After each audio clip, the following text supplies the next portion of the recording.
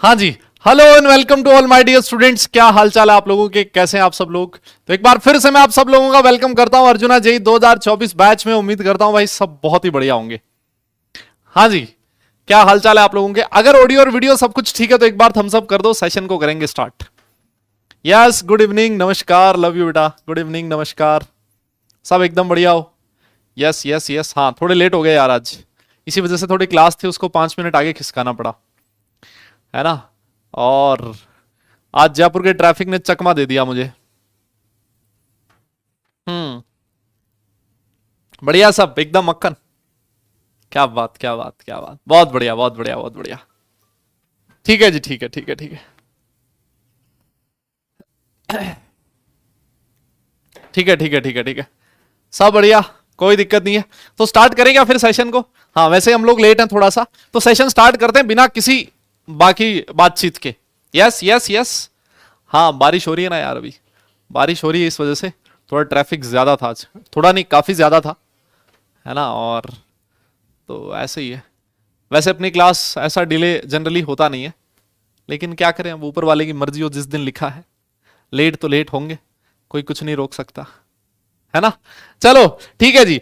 तो बेटा आज का जो सेशन है उसमें हम लोग वैलेंस बॉन्ड थ्योरी ही उसको कंटिन्यू कर रहे हैं, ठीक है ना। आज एक नई चीज मैं आपको पढ़ाऊंगा, कोवेलेंसी इसी से रिलेटेड है। और फिर एक बहुत जबरदस्त चीज, बहुत धमाकेदार चीज जो हम लोग आज डिस्कस करने वाले हैं, उसका नाम है हाइब्रिडाइजेशन, ठीक है।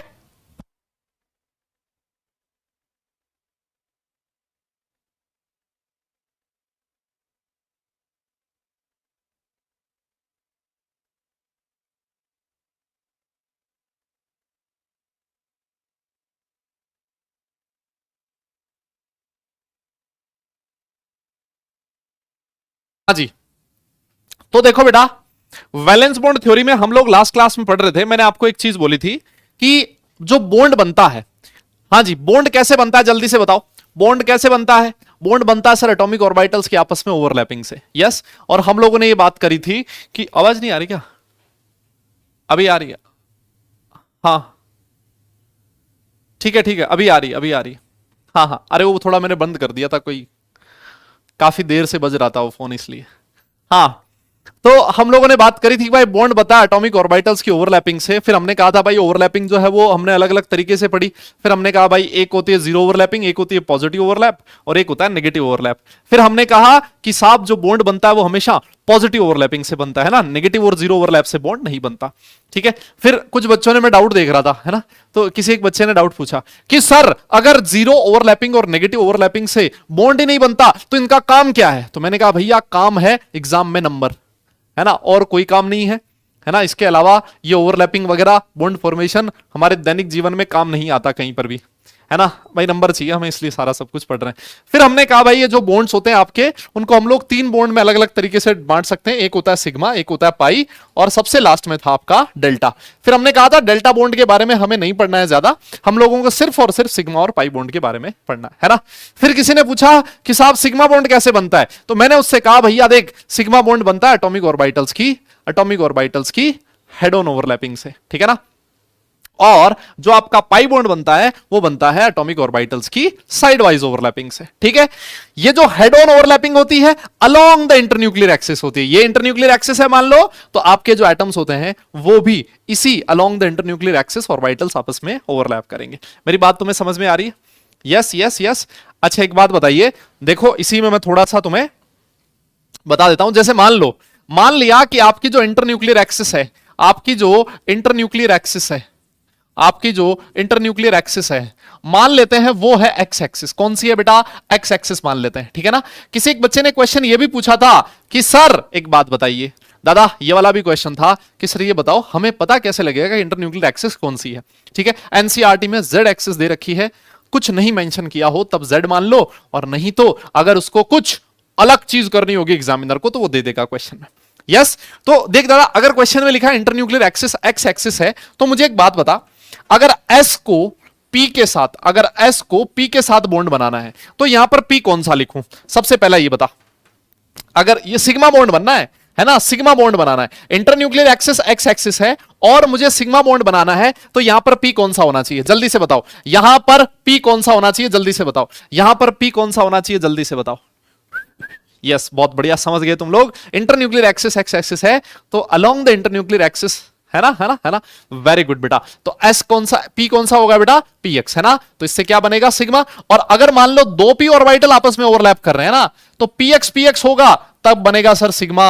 और अगर मान लो यहां पर भी सिग्मा, एस तो हमेशा सिग्मा बनाता है ना, हमें कोई टेंशन ही नहीं है। और अगर मान लो क्वेश्चन में पूछ लिया कि पीवाई अगर आपस में ओवरलैप करें, अगर पीवाई ओवरलैप करें, तो देखो इंटरन्यूक्लियर एक्सिस के परपेंडिकुलर है पीवाई, और दो ऑर्बिटल अगर परपेंडिकुलर आपस में साइडवाइज ओवरलैप कर रहे हैं, तो सर इस केस में कौन सा बॉन्ड बनेगा, पाई बॉन्ड बन जाएगा, ठीक है। और अगर मान लो पीजेड आपस में ओवरलैप करें, तो सर इससे भी क्या बनेगा, पाई बॉन्ड बन जाएगा। क्या मेरी बात आपको समझ में आ रही है? यस यस यस, क्लियर है, वेरी गुड। अच्छा, अब मान लो, अगर मान लो वो एग्जामिनर ऐसे बोल दे, आपको एग्जामिनर ने बोल दिया कि भाई देख इंटरन्यूक्लियर एक्सिस जो है ना, देख उसने क्या बोला कि जो इंटरन्यूक्लियर एक्सिस है मेरे भाई, वो कौन सी है, उसको मान लो आप जेड एक्सिस। कौन सी मान लो, जेड एक्सिस। तो अब आप समझदार बालक हो, है ना, इंटेलिजेंट हो पढ़ने में, सीधी सी बात है। आप बोलोगे सर एस अगर पीजेड के साथ ओवरलैप करेगा तो सिग्मा बनेगा, और अगर मान लो पीजेड ओवरलैप करेगा तो आपका सिग्मा बनेगा। अगर मान लो पीएक्स ओवरलैप कर रहा है तो सर पाई बनेगा। अगर आपका पीवाई ओवरलैप कर रहा है तब भी सर पाई बनेगा, है ना। तुम समझ चुके हो। यस, क्वेश्चन आ रहा है किसी बच्चे का कि सर इंटरन्यूक्लियर एक्सिस क्या है। भाई साहब अभी अभी आप उतरे हो, मुझे लग रहा है ना, पैराशूट से अभी आपने लैंड किया है। इंटरन्यूक्लियर एक्सिस साला मैं कल से बोल रहा हूं, है ना, कल से बोल रहा हूं भाई, कल से मैं बोल रहा हूं। क्या इंटरन्यूक्लियर एक्सिस का मतलब है आपका दोनों एटम के जो न्यूक्लियस हैं वो कौन सी एक्सिस पे प्रेजेंट है। यस, अगर आपके इंटरन्यूक्लियर, आपके दोनों न्यूक्लियस एक्स एक्सिस पे प्रेजेंट है, आप बोलोगे इंटरन्यूक्लियर एक्सिस है एक्स एक्सिस, ठीक है। अगर आपके न्यूक्लियस जो है वाई एक्सिस पे प्रेजेंट है, तो आप बोलोगे इंटरन्यूक्लियर एक्सिस है वाई। यस, क्लियर है, ऑल राइट। अच्छा, तो वैसे ही आप फटाफट से इंटरन्यूक्लियर एक्सिस, अरे डिस्टेंस क्यों, ये क्या लिख दिया, डिस्टेंस क्यों लिखा है मैंने, एक्सिस लिखना था मुन्ना। यस, एक्सिस लिखना था, है ना। और मान लो आपका जो इंटरन्यूक्लियर एक्सिस है बेटा, आपका जो इंटरन्यूक्लियर एक्सिस है, अगर वो वाई एक्सिस है, तो जल्दी से बताइए, जल्दी से बताइए, जल्दी से बताइए, ये फटाफट से कॉम्बिनेशन लिख दो। एस प्लस कौन से पी से, एस प्लस कौन से पी से कौन सा बॉन्ड बनेगा, है ना। और अगर मान लो ऐसे लिख दिया, px प्लस px से क्या बनेगा, py प्लस py से क्या बनेगा, और pz प्लस pz से क्या बनेगा। फटाफट से ये लिख लो, और फिर नोट कर लिया हो तो डन लिख भी लिख दो, फिर हम लोग आगे चलते हैं।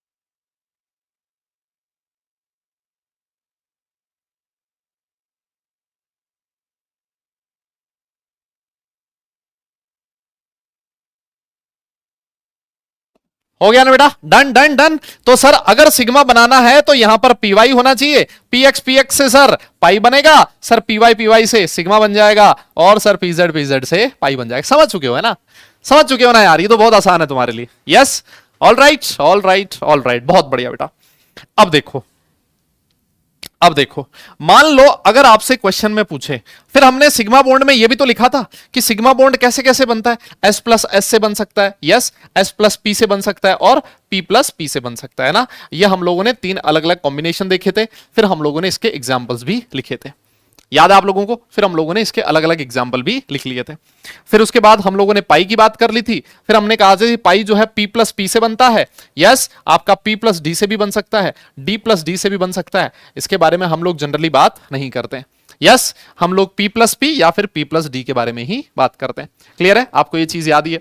अच्छा, अब एक चीज और देखो, मैंने आपसे जाते जाते एक बात और बोली थी, मैंने आपसे जाते जाते एक बात और बोली थी क्या कि जो s सबशेल होता है, हमने एक बात करी थी कि जो s सबशेल होता है बेटा कभी भी पाई बॉन्ड का फॉर्मेशन नहीं करता, नहीं बनाएगा कभी भी पाई बॉन्ड। क्या बनाता है ये हमेशा? सर हमेशा s सबशेल सिग्मा बनाता है। यस, याद है आप लोगों को?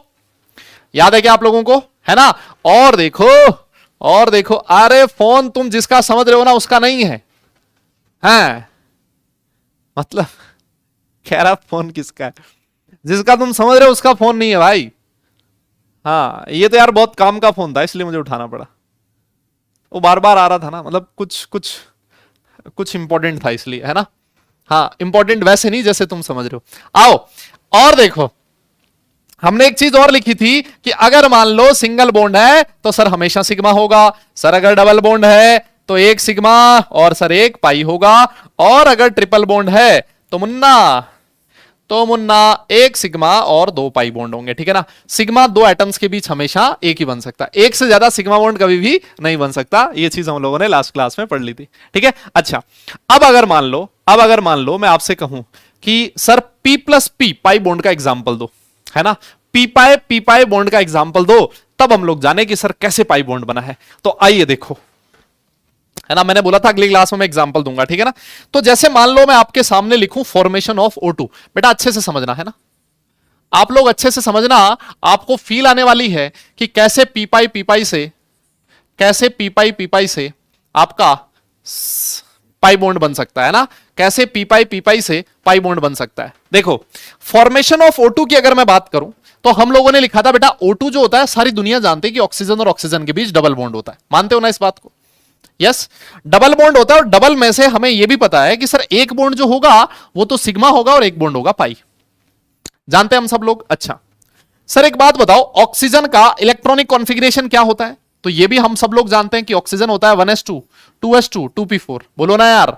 तो अगर मान लो मैं डिब्बे बना दूं तो बेटा 2s जो है उसमें 2 इलेक्ट्रॉन है, और जो 2p है उसमें कितने इलेक्ट्रॉन है? सर 4 इलेक्ट्रॉन है। यस, उसमें कितने इलेक्ट्रॉन है? सर 4 इलेक्ट्रॉन है। बोलो, मेरी बात समझ में आ रही है ना? अब देखो, अब हमने एक चीज और लिखी थी कि जो ऑर्बिटल बॉन्ड फॉर्मेशन में पार्टिसिपेट कर रहा है, अरे पढ़ लो भाई, हाँ ये लिखना है सब कुछ, ये लिखना है। जो ऑर्बिटल बॉन्ड फॉर्मेशन में पार्टिसिपेट कर रहा है बेटा, है ना, उस ऑर्बिटल में सिर्फ और सिर्फ एक ही इलेक्ट्रॉन होना चाहिए, है ना? उस ऑर्बिटल में एक ही इलेक्ट्रॉन होना चाहिए। ऐसा याद है आप लोगों को?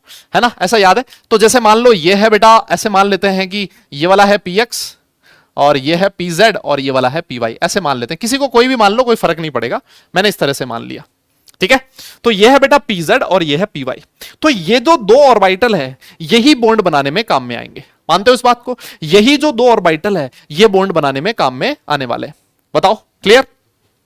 अच्छा सर बिल्कुल सही है, यही दो ऑर्बिटल है जो बॉन्ड फॉर्मेशन में काम में आएंगे। देखो तो सुनो, ये है आपका एक ऑक्सीजन, मैंने ऑक्सीजन को इस तरह से बना दिया, है ना? ये है ऑक्सीजन, और सर इस ऑक्सीजन के पास दो ऑर्बिटल है, ये pz। मान लेते हैं कि जो pz ऑर्बिटल है, अब इन दो में से देखो, एक तो सिग्मा बनाएगा और एक पाई बनाएगा।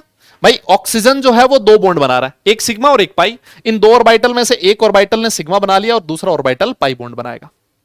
ऑब्वियस है? अच्छा देखो, तो ये जो ऑक्सीजन है इसके पास है pz, ये रहा आपका pz ऑर्बिटल, ठीक? और इसके पड़ोस में, हाँ इसके पड़ोस में, ये बेटा दोनों साइज सेम होती है ना, कई बार साइज सेम नहीं बनती, तुम टेंशन मत लेना कि सर ये क्या हो गया। तो ये एक ऑक्सीजन और ये वाला है दूसरा ऑक्सीजन, ठीक है? ये वाला है दूसरा ऑक्सीजन, और इनका ये है कौन सा ऑर्बिटल? सर ये है pz ऑर्बिटल। यस, ये कौन सा ऑर्बिटल है बेटा? pz। और इसका भी pz बना देता हूं, इसका pz इसके pz के साथ, इसका pz इसके pz के साथ क्या कर रहा है बेटा? इसका pz इसके pz के साथ हेड ऑन ओवरलैपिंग कर रहा है। यस, ये वाला ऑक्सीजन इस वाले ऑक्सीजन, ये pz ऑर्बिटल इस pz ऑर्बिटल के साथ क्या कर लिया इसने? हेड ऑन ओवरलैपिंग करी, और इस हेड ऑन ओवरलैपिंग से क्या बन जाएगा? सिग्मा बॉन्ड बन जाएगा। बताइए बेटा, ये कॉपी करना है। यस, यहां पर ये दोनों ऑर्बिटल से क्या बना? हेड ऑन ओवरलैपिंग हुई है, तो ये pz से बन गया सिग्मा। अब एक चीज और देखो सर, अभी ना एक आपका एक ऑर्बिटल और है py, और ये जो py ऑर्बिटल होगा वो ऑब्वियस सी बात है इस pz के परपेंडिकुलर होगा। क्या मैं कह सकता हूं ऐसा? हाँ ना बोले यार बेटा। ये होगा py ऑर्बिटल। अरे बोलना यार, pz और py तो x और y है ना, दोनों z और y एक दूसरे के परपेंडिकुलर होंगे। तो इस ऑक्सीजन के पास py है, तो जो ऑक्सीजन का दूसरा एटम है उसके पास भी एक py ऑर्बिटल होगा। बोलिए, ये भी कैसा होगा बेटा, py। अब देखो, ये इन दोनों की हेड ऑन ओवरलैपिंग हो चुकी है pz pz की, तो ऑब्वियस ही बात है बेटा, ये जो दो py ऑर्बिटल्स हैं, ये दो py ऑर्बिटल कौन सी ओवरलैप करेंगे, साइड वाइज ओवरलैप करेंगे। अरे बात समझ में आ रही है। तो ये जो पाई बॉन्ड बना है बेटा, ये जो पाई बॉन्ड बना है, ये जो पाई बॉन्ड बना है, ये दोनों के py ऑर्बिटल, मैं ऐसे कह सकता हूं कौन सा p है, ये 2p है ना। ये पाई बॉन्ड जो बना है ये 2p ऑर्बिटल्स की साइड वाइज ओवरलैपिंग से बना है। क्या आपको समझ में आई ये बात? यस बेटा, हाँ ना बोलो। ये जो बेटा पाई बॉन्ड बना है, ये दोनों py या फिर ऐसे कह दूं 2p ऑर्बिटल्स की साइड वाइज ओवरलैपिंग से बना है।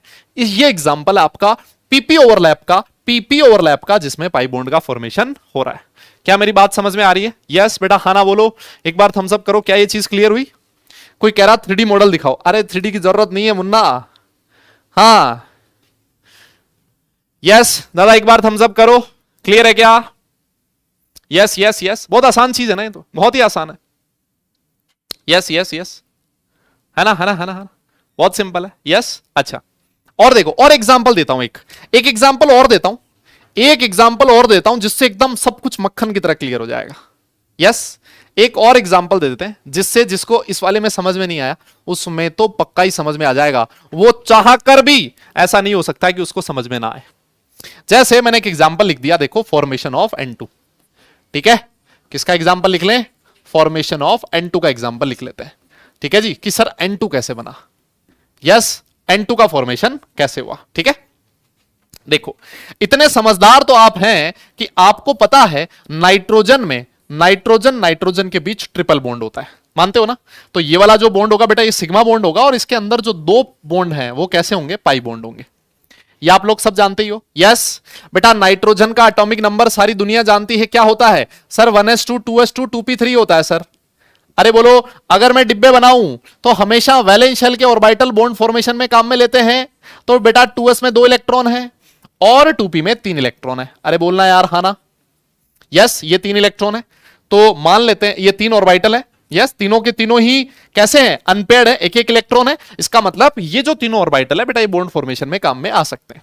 तो मैंने मान लिया बेटा, ये है pz, ये है px और ये है py। ठीक है, अब देखो, नाइट्रोजन 3 बॉन्ड बना रहा है, एक सिग्मा और 2 पाई। तो मैंने मान लिया जो pz है वो सिग्मा बना रहा है, ये वाला पाई बनाएगा और ये वाला भी पाई बनाएगा। बोलो बोलो बोलो, क्लियर है? ऐसा ही होगा ना। अब सुनियो मेरी बात, अब अच्छे से सुनना। देख, ये है एक नाइट्रोजन और ये है बेटा दूसरा नाइट्रोजन। इन दोनों नाइट्रोजन के जो pz ऑर्बिटल्स हैं सर, वो हेड ऑन ओवरलैपिंग करेंगे। क्या करेंगे? वो हेड ऑन ओवरलैपिंग करेंगे सर। ये देखो सर, हेड ऑन ओवरलैपिंग हो गई है दोनों के कौन से ऑर्बिटल से? pz ऑर्बिटल से। यस, मानते हो बेटा?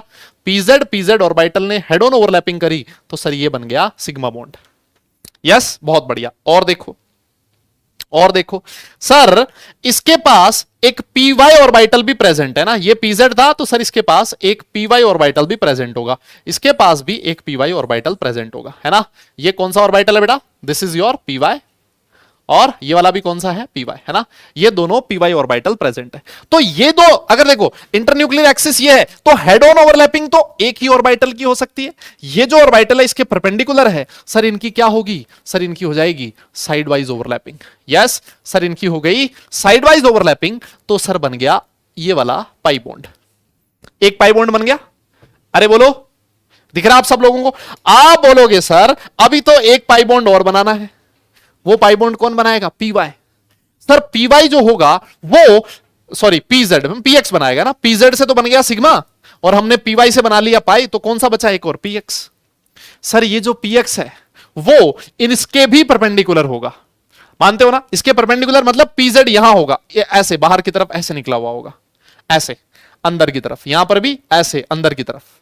और ये जो दोनों ऑर्बिटल है इस तरह से ओवरलैप करेंगे। मानते हो क्या इस बात को? जैसे मान लो बेटा, ये वाली एक्सिस को हमने z एक्सिस माना है ना, ये है आपकी z, और ऊपर वाली को माना है y। तो ये जो एक्सिस होगी जो प्लेन से बाहर की तरफ आ रही होगी, यस ये जो एक्सिस प्लेन से बाहर की तरफ आ रही होंगी इसको हमने माना है एक्स एक्सिस। तो प्लेन से बाहर की तरफ मतलब यहां पर होगा वो ऑर्बिटल, यहां पर और एक ऑर्बिटल यहां पर। अब ये दोनों साइड में इस तरह से ओवरलैप करेंगे। तो अब अगर मुझे उसको टू डायमेंशन में दिखाना है, अगर मुझे उसको टू डायमेंशन में दिखाना है तो थोड़ा सा मैं तिरछा करके दिखा रहा हूं उसको, है ना। देखना अलग पेन से दिखा रहा हूं इस तरह से, ये देखो इस तरह से दिखाया बेटा, है ना। ये कौन सा ऑर्बिटल है, पी एक्स ऑर्बिटल है, ठीक है। और यहां पर भी इस तरह से दिखाया, यह आपका पी एक्स ऑर्बिटल है। और ये जो दोनों पी एक्स ऑर्बिटल है ये इस तरह से साइड वाइज ओवरलैप करेंगे और एक और पाई बॉन्ड का फॉर्मेशन हो जाएगा।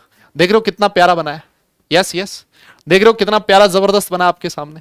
बेटा बेटा हर चीज 3D में नहीं होती, हर चीज 3D मॉडल में नहीं है। अब ये तुम्हें कौन समझाए, हाँ ये हर चीज 3D मॉडल में नहीं होती। कुछ चीजों के लिए अपना दिमाग लगाना पड़ता है ना। हर चीज पकी पकाई नहीं मिलती, कुछ चीजों को हजम करना पड़ता है अपने भेजे से, अपने दिमाग से, और ये वही चीज है, ठीक है ना, ये वही चीज है। क्लियर। ये जो चीज मैं आपको बता रहा हूं ये इसलिए बता रहा हूं ताकि आप लोगों की अंडरस्टैंडिंग बढ़े बॉन्डिंग को लेके, है ना, कि कैसे सिग्मा बना, कैसे पाई बना, थोड़ा सा सोच पाओ कि अच्छा पाई ऐसे बना होगा, सिग्मा ऐसे बना होगा, ठीक है ना। इसलिए मैंने ये चीज आपको समझाई है, नहीं तो इन सारी चीजों की एज सच मैं इसको छोड़ के आगे भी बढ़ सकता था, है ना। सिग्मा समझा दिया, पाई समझा दिया, ठीक है आगे बढ़ जाओ, है ना, लेकिन ऐसा नहीं किया मैंने। ऑल राइट, ठीक है जी, ठीक है बेटा, नोट करो देखें एक बार, है ना, नोट करो। और अगर नोट हो जाए तो डन लिखना, फिर हम लोग आगे चलेंगे। अगर नोट हो जाए तो डन लिखना, फिर हम लोग आगे चलेंगे बेटा। हाँ फटाफट काम कर दो, ये फटाफट से ये वाला काम कर दो बेटा।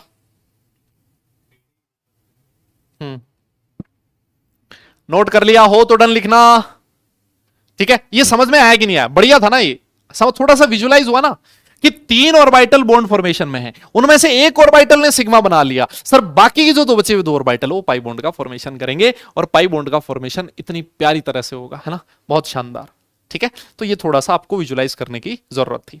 अच्छा अब इसके बाद हम लोग बात करते हैं स्ट्रेंथ की, है ना। अब हम लोग बात करते हैं कि भैया सिग्मा और पाई में से कौन सा बॉन्ड ऐसा है जिसकी स्ट्रेंथ ज्यादा है, जो ज्यादा स्ट्रॉन्ग बॉन्ड है। क्या लगता है आपका दिल क्या कहता है ना। तो एक बार फटाफट से कमेंट करके बताओ क्या कहते हो, सिग्मा और पाई में से ज्यादा स्ट्रॉन्ग बॉन्ड कौन सा होना चाहिए। यस यस यस, सिग्मा और पाई बॉन्ड में से कौन सा बॉन्ड ऐसा है जो ज्यादा स्ट्रॉन्ग होना चाहिए, क्या लगता है आप लोगों को, फटाफट से बताओ भाई। यार ये थम्स डाउन वाले कौन है यार। यस अरे क्या बात, बहुत बढ़िया बेटा। हमने बात करी थी कि सर जो बॉन्ड की स्ट्रेंथ होती है ना, जो बॉन्ड की स्ट्रेंथ होती है सर वो डिपेंड करती है एक्सटेंट ऑफ ओवरलैपिंग पे। जहां पर ओवरलैपिंग ज्यादा इफेक्टिव होगी, जहां पर ज्यादा जोरदार ओवरलैपिंग होगी सर, वहां पर आपका जो बॉन्ड बनेगा वो भी ज्यादा स्ट्रॉन्ग होगा, ठीक है ना। तो हमने कहा कि जो सिग्मा बॉन्ड होता है उसमें ओवरलैपिंग हेड ऑन ओवरलैपिंग होती है, यस। और पाई बॉन्ड में ओवरलैपिंग जो होती है वो इस तरह से होती है ना, परपेंडिकुलर होती है इंटरन्यूक्लियर एक्सिस के पाई बॉन्ड में। तो इसी वजह से जो आपकी पाई बॉन्ड में ओवरलैपिंग होती है बेटा, उसका एक्सटेंट सिग्मा बॉन्ड के कंपैरिजन में कम होता है, ठीक है। और इसी वजह से आपका जो सिग्मा बॉन्ड होता है उसकी स्ट्रेंथ पाई बॉन्ड के कंपैरिजन में ज्यादा होती है भैया, ज्यादा होती है। देखो बेसिकली लिखा है इसने, the strength of a bond depends on the extent of overlapping, है ना, ये चीज हमने लिखी थी। और कहता है कि in case of sigma bond the overlapping of orbitals take place to a larger extent, है ना, एक्सटेंट ऑफ ओवरलैपिंग ज्यादा होती है सिग्मा बॉन्ड में, hence it is stronger as compare to the pi bond which where the extent of overlapping occurs to a smaller extent. Pi में overlapping week होती है, sigma में ओवरलैपिंग ज्यादा effective होती है, दैट्स व्हाई सिग्मा बॉन्ड की strength pi bond के comparison में ज्यादा होती है। क्लियर क्लियर क्लियर, है ना। तो जैसे देखो ये वाला एग्जांपल था, इस तरह से सिग्मा बॉन्ड की ओवरलैपिंग हमने इस तरह से पढ़ी थी, है ना। तो यहां पर एक्सटेंट ऑफ ओवरलैपिंग बेटा ज्यादा है। और पाई बॉन्ड में क्या था, पाई बॉन्ड में क्या हो रहा था, देखो इस तरह से ओवरलैपिंग होती थी, है ना। तो यहां पर क्या है, इलेक्ट्रॉन डेंसिटी बट गई आधी आधी, है ना। आधी इलेक्ट्रॉन डेंसिटी प्लेन के ऊपर और आधी इलेक्ट्रॉन डेंसिटी प्लेन के नीचे ओवरलैप कर रही है, यहां पर पूरा का पूरा इलेक्ट्रॉन डेंसिटी एक ही जगह पे ओवरलैप कर रहा है। दैट्स वाई इस बॉन्ड की जो स्ट्रेंथ है वो ज्यादा है as compare to pi, because यहां पर ओवरलैपिंग का जो एक्सटेंट है वो ज्यादा है as compare to pi. Clear हुआ क्या? बोलो बोलो बेटा, हाँ ना बोलो ना यार। क्लियर है? तो एक बार अगर नोट कर लिया हो ना तो भैया डन लिखियो, डन लिखियो, डन।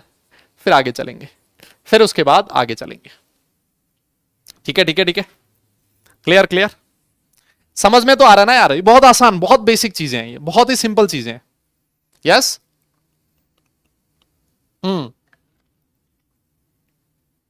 इसको नोट करना बेटा, इसको नोट करना,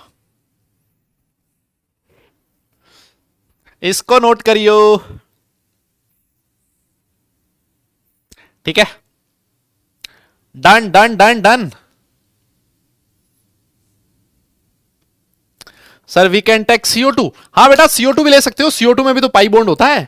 CO2 में एक सिग्मा एक पाई बॉन्ड होता है, डबल बॉन्ड जब बनता है कार्बन ऑक्सीजन के बीच, वहां पर 2 p ऑर्बिटल यूज होंगे ना। बहुत सारे एग्जांपल्स हो सकते हैं, एग्जांपल की कोई कमी नहीं है। अच्छा, एक वो होगा आपका डी पाई पी पाई ओवरलैप, डी पाई पी पाई, वो भी एग्जांपल दूं क्या?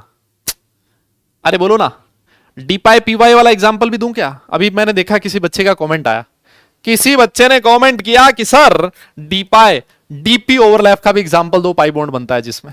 आइए देख लेते हैं वो भी, अब तुम कह रहे हो तो देख लेते हैं, या उसको थोड़ी देर बाद दूंगा, उसको थोड़ी देर बाद दूंगा, थोड़ी देर बाद, है ना, थोड़ी देर बाद, जब मैं आपको कोवेलेंसी पढ़ा दूंगा ना, कोवेलेंसी उसके बाद दूंगा। ठीक है, जब मैं आपको कोवेलेंसी पढ़ा दूंगा ना उसके बाद दूंगा।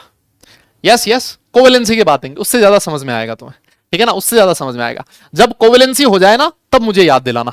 ठीक है ठीक है ठीक है, जब कोवेलेंसी हो जाए ना उसके बाद याद दिलाना, फिर मैं तुम्हें बताऊंगा। अब एक चीज और देखो, जैसे मान लो सिग्मा बॉन्ड की हम लोग बात कर रहे थे, है ना, सिग्मा बॉन्ड हमने कहा सर एक बात बताइए, मान लेते हैं 2 ऑर्बिटल ऐसे हैं, है ना, सिग्मा बॉन्ड है, उसमें 1s से सिग्मा बॉन्ड बना है, एक सर 2s से सिग्मा बॉन्ड बना है, और सर एक 3s से सिग्मा बॉन्ड बना है। ठीक है, तो सर एक बात बताओ, कहां पर एक्सटेंट ऑफ ओवरलैपिंग ज्यादा होगा? बताइए, कहां पर एक्सटेंट ऑफ ओवरलैपिंग ज्यादा होगा? क्या लगता है, आपका दिल क्या कहता है? 1s 2s और 3s एक सिग्मा बॉन्ड बना 1s से, दूसरा सिग्मा बॉन्ड बना 2s से, और तीसरा सिग्मा बॉन्ड बना 3s से। ठीक है, आप मुझे बताइए कौन सा सिग्मा बॉन्ड ज्यादा स्ट्रॉन्ग होगा, कहां पर एक्सटेंट ऑफ ओवरलैपिंग ज्यादा होगी? क्या लगता है, आपका दिल क्या कह रहा है ना? देखो सिंपल सी बात ये होती है, जहां पर ऑर्बिटल्स की साइज छोटी होगी वहां पर ज्यादा इलेक्ट्रॉन डेंसिटी अच्छे से ओवरलैप करेगी। ठीक है ना, और सबसे छोटा साइज का जो ऑर्बिटल होता है वो कौन सा होता है? 1s का होता है। तो सर आप ऐसे लिख सकते हो कि जो 1s ओवरलैपिंग होती है वो 2s से ज्यादा होगी, और 3s से 3s तो सबसे कम हो जाएगी। मेरी बात समझ में आई आपको? यस यस यस यस बोलना पड़ेगा भाई लोगों, बोलना पड़ेगा आपको। क्लियर हुआ क्या, है ना? तो इस तरह से आप पता लगाइए, है ना? तो इसको याद रखने का तरीका एक और है, इसको याद रखने का एक तरीका और है। आप क्या करो, n1 प्लस n2 की वैल्यू कैलकुलेट करो। आप क्या करोगे, n1 प्लस n2 की वैल्यू कैलकुलेट करोगे। जहां पर n1 प्लस n2 कम होगा, आप बोलोगे सर एक्सटेंट ऑफ ओवरलैपिंग ज्यादा होगी, एक्सटेंट ऑफ ओवरलैपिंग ज्यादा होगी। सर ये n1 प्लस n2 क्या है सर? देखो यहां पर बेटा n1 है 1, n2 है 1, तो n1 प्लस n2 की वैल्यू कितनी आई सर? 2 आ गई। अरे बोलो बोलो बोलो, यहां पर देखो सर n1 है 2 और n2 भी है 2, तो n1 प्लस n2 की वैल्यू कितनी आई? 4 आई। यस, यहां पर चेक करो n1 प्लस n2 की वैल्यू कितनी आएगी? 6 आएगी। क्या मेरी बात समझ में आई आपको? यस, क्लियर है? तो ये वाली जो ओवरलैपिंग, आप जैसे ही ऐसा क्वेश्चन आए कि किसमें एक्सटेंट ऑफ ओवरलैपिंग ज्यादा है, तो आप फटाफट से चेक कर लोगे। क्या चेक कर लोगे? सर n1 प्लस n2 जहां पर कम होगा वहां पर एक्सटेंट ऑफ ओवरलैपिंग ज्यादा होगा। क्या मेरी बात क्लियर है आप लोगों को? हाँ जी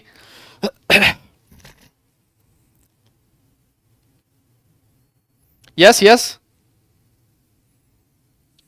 है ना, है ना, है ना, है ना? बहुत सिंपल है ये तो। क्लियर? अच्छा देखो, मान लो, और मैं एक चीज और बता दूं, ये जो 1s ओवरलैपिंग होती है ना, ये सबसे ज्यादा होती है। ये जो 1s ओवरलैपिंग है ना, ये सबसे ज्यादा इफेक्टिव है।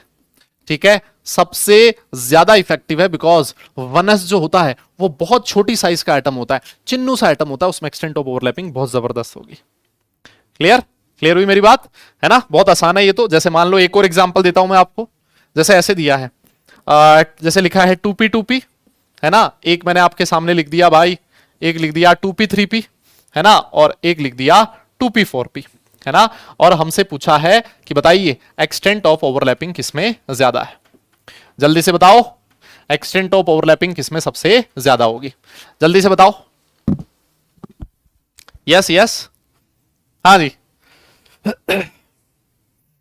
बोलो बोलो बोलो।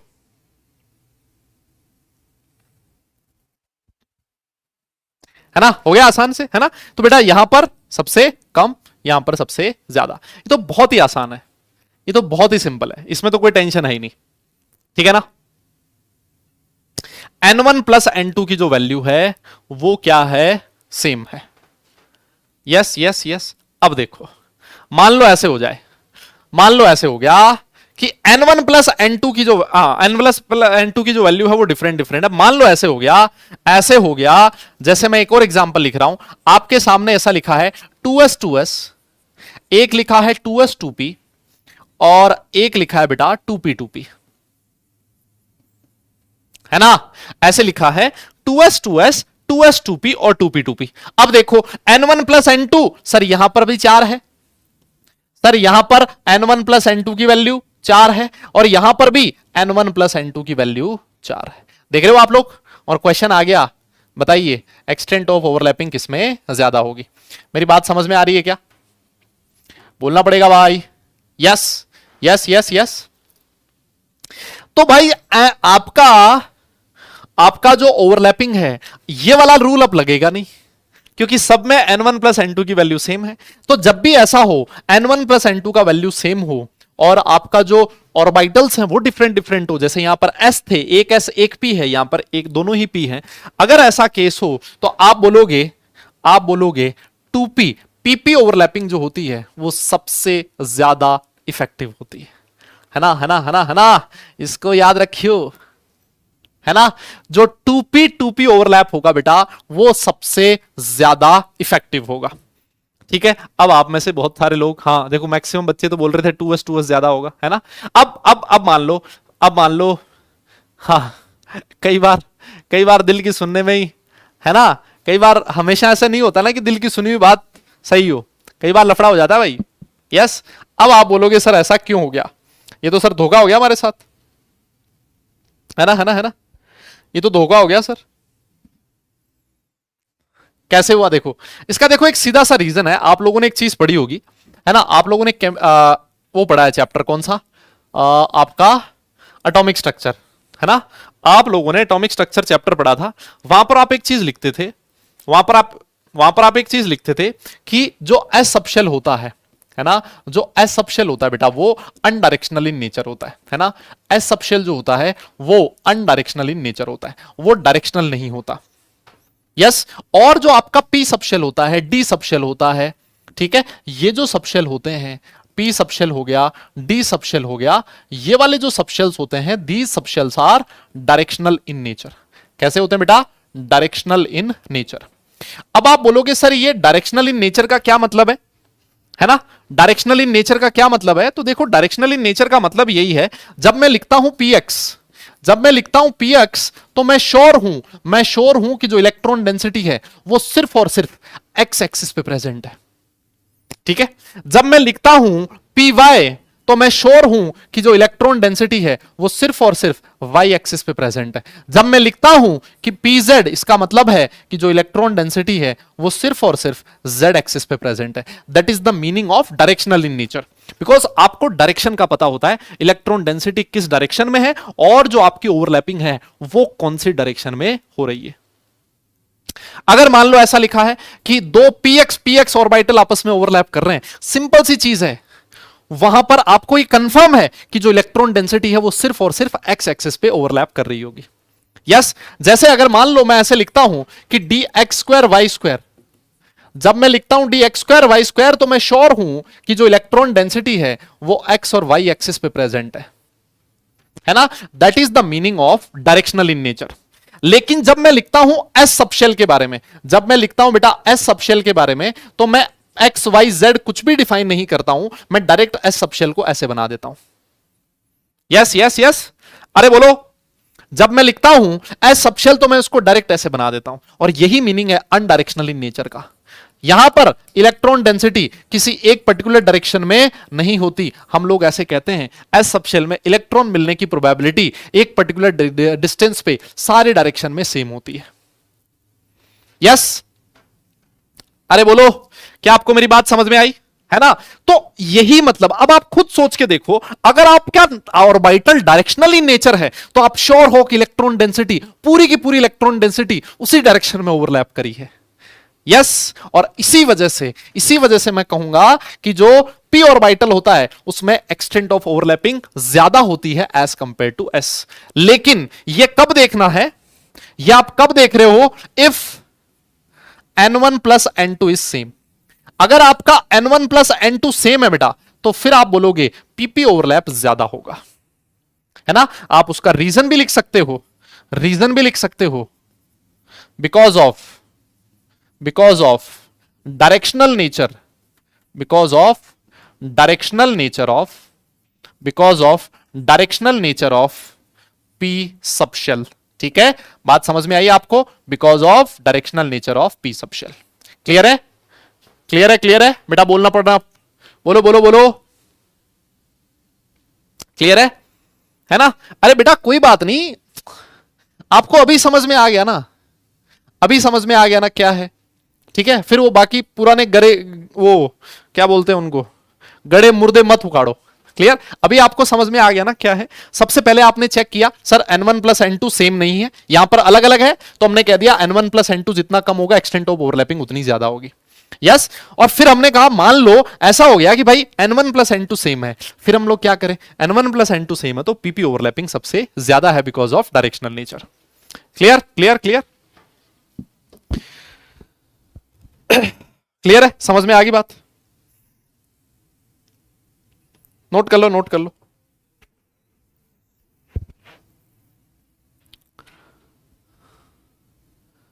ठीक है बेटा, एक बार फटाफट से डन लिखो। यस, एक बार फटाफट से डन लिखना।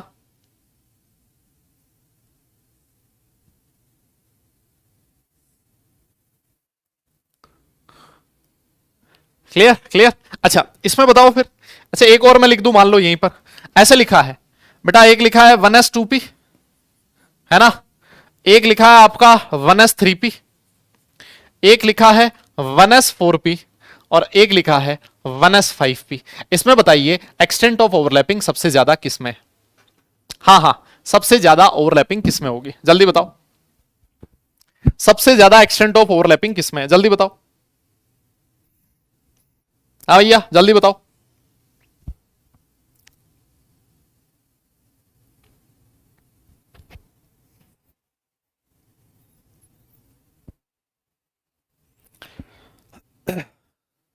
बोलिए, है ना? तो सिंपल सी बात है सर, यहां पर n1 प्लस n2 1 प्लस 2 3 है सर, यहां पर n1 प्लस n2 4 है, यहां पर 5 है, यहां पर 6 है, तो सिंपल सी बात है कि ओवरलैपिंग का एक्सटेंट ये हो जाएगा, है ना? बोलो। अरे बेटा सिंपल है ना यार, बहुत सिंपल है ना, बहुत आसान है। ये तो हो गई बात किसकी, सिग्मा बॉन्ड की। क्लियर?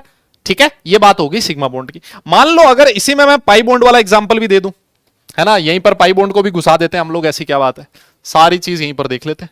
यहीं पर मैंने घुसा दिया पाई बॉन्ड, ठीक है, यहीं पर मैंने घुसा दिया बेटा पाई बॉन्ड। देखो, मान लो आपके सामने एग्जांपल में लिखा गया है, एक लिखा है बेटा 2p 3p, है ना, 2p 2p से पाई बॉन्ड बन रहा है ना, इसी वजह से मैंने ऐसे लिख दिया 2p पाई 2p पाई।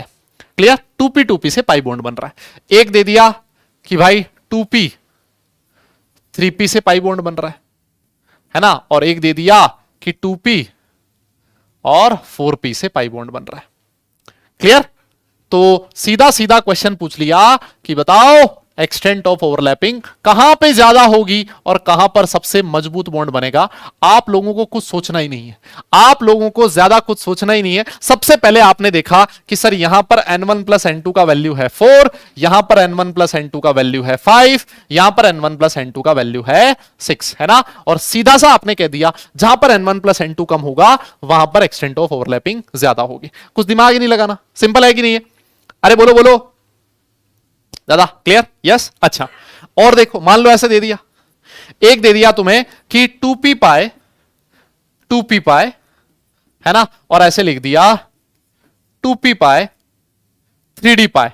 इसमें पूछ लिया 2p पाए 3d पाए, और इसमें पूछ लिया कि बताओ एक्सटेंट ऑफ ओवरलैपिंग किसमें ज्यादा होगा, ठीक है। और आपसे पूछ लिया किसमें एक्सटेंट ऑफ ओवरलैपिंग ज्यादा होगा, तो वापस से आप वही रूल लगाओगे, वापस से वही रूल लगाओगे कि सर यहां पर n1 प्लस n2 4 है और यहां पर n1 प्लस n2 5 है। समझ में आ गई क्या बात? यस यस यस, मक्खन मक्खन। और देखो, मान लो ऐसे लिखा है, एक लिखा है आपके सामने 3p पाए 3p पाए, ठीक है, और एक लिख दिया 3d पाए 3d पाए। इसमें आपसे पूछा है कि बताइए कहां पर एक्सटेंट ऑफ ओवरलैपिंग ज्यादा होगा। हाँ जी मुन्ना, ये बताओ कहां पर एक्सटेंट ऑफ ओवरलैपिंग ज्यादा होगा, ये बताओ।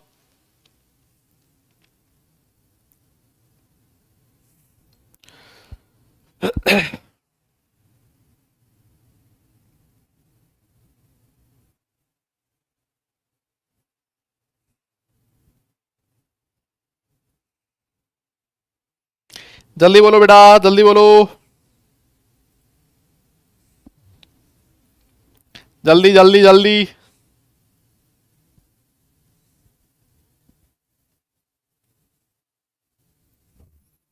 हो गया हो गया हो गया हो गया। कहां पर? ये क्या बात, देखो सर यहां पर n1 प्लस n2, सर यहां पर n1 प्लस n2 है 6, सर यहां पर भी n1 प्लस n2 है 6, सर n1 प्लस n2 दोनों में सेम आ गया। जब n1 प्लस n2 दोनों में सेम आ जाए तो आप बोलोगे जो dd ओवरलैपिंग है वो ज्यादा इफेक्टिव होती है as compare to pp overlapping.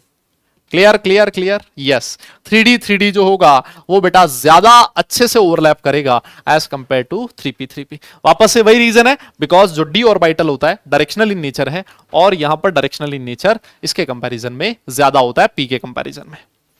Clear? तो इस तरह के क्वेश्चंस हैं जो आपसे पूछे जा सकते हैं। बहुत ही सिंपल से क्वेश्चन होता है, बहुत आसान सा क्वेश्चन होता है, सीधा सा आपको एक रूल काम में लेना होता है। n1 प्लस n2 चेक कर लो, अगर n1 प्लस n2 कम है ना, n1 प्लस n2 कम तो एक्सटेंट ऑफ ओवरलैपिंग ज्यादा। जब n1 प्लस n2 ज्यादा हो जाए, n1 प्लस n2 डिफरेंट हो, तो सिग्मा बॉन्ड के केस में pp ओवरलैपिंग ज्यादा इफेक्टिव होती है, और पाई बॉन्ड के केस में dd ओवरलैपिंग ज्यादा इफेक्टिव होगी। बस खत्म, और कुछ चेक करने की जरूरत ही आपको नहीं होगी। ठीक है ठीक है ठीक है, तो नोट कर लेना इसको। अगर आपने नोट कर लिया हो तो फिर डन लिखना, फिर हम लोग आगे चलेंगे, है ना। और अगर मान लो आपका इसमें ऐसा होता 3p पाए और 3d पाई होता तो बीच में आ जाता भाई। 3p उससे ज्यादा इफेक्टिव होगा 3p 3d, और उससे ज्यादा इफेक्टिव होगा 3d 3d, ठीक है ना। अगर आपका 3p 3d होता तो वो इसके बीच में आता। क्लियर क्लियर, इससे ज्यादा होता और इससे कम होता। ठीक है दादा, ठीक है जी ठीक है जी ठीक है जी ठीक है जी। अरे बोलो भाई, yes yes yes yes, done done done done.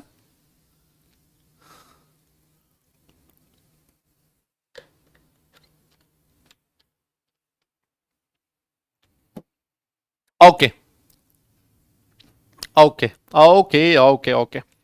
अच्छा एक चीज और देखो, अच्छा एक छोटी सी हमने लास्ट क्लास में एक छोटी सी मिस्टेक कर दी थी।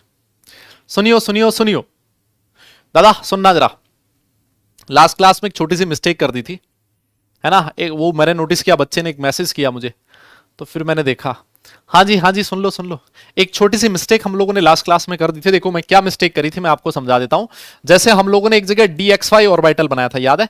हाँ, एक जगह तो सही लिखा था और एक जगह हमने मिस्टेक कर दी थी। क्या मिस्टेक थी? हम लोगों ने dxy ऑर्बिटल बनाया था। मान लेते हैं ये वाली x एक्सिस है, ये वाली y एक्सिस है। dxy का मतलब ये है कि इलेक्ट्रॉन डेंसिटी x और y एक्सिस के बीच में प्रेजेंट है।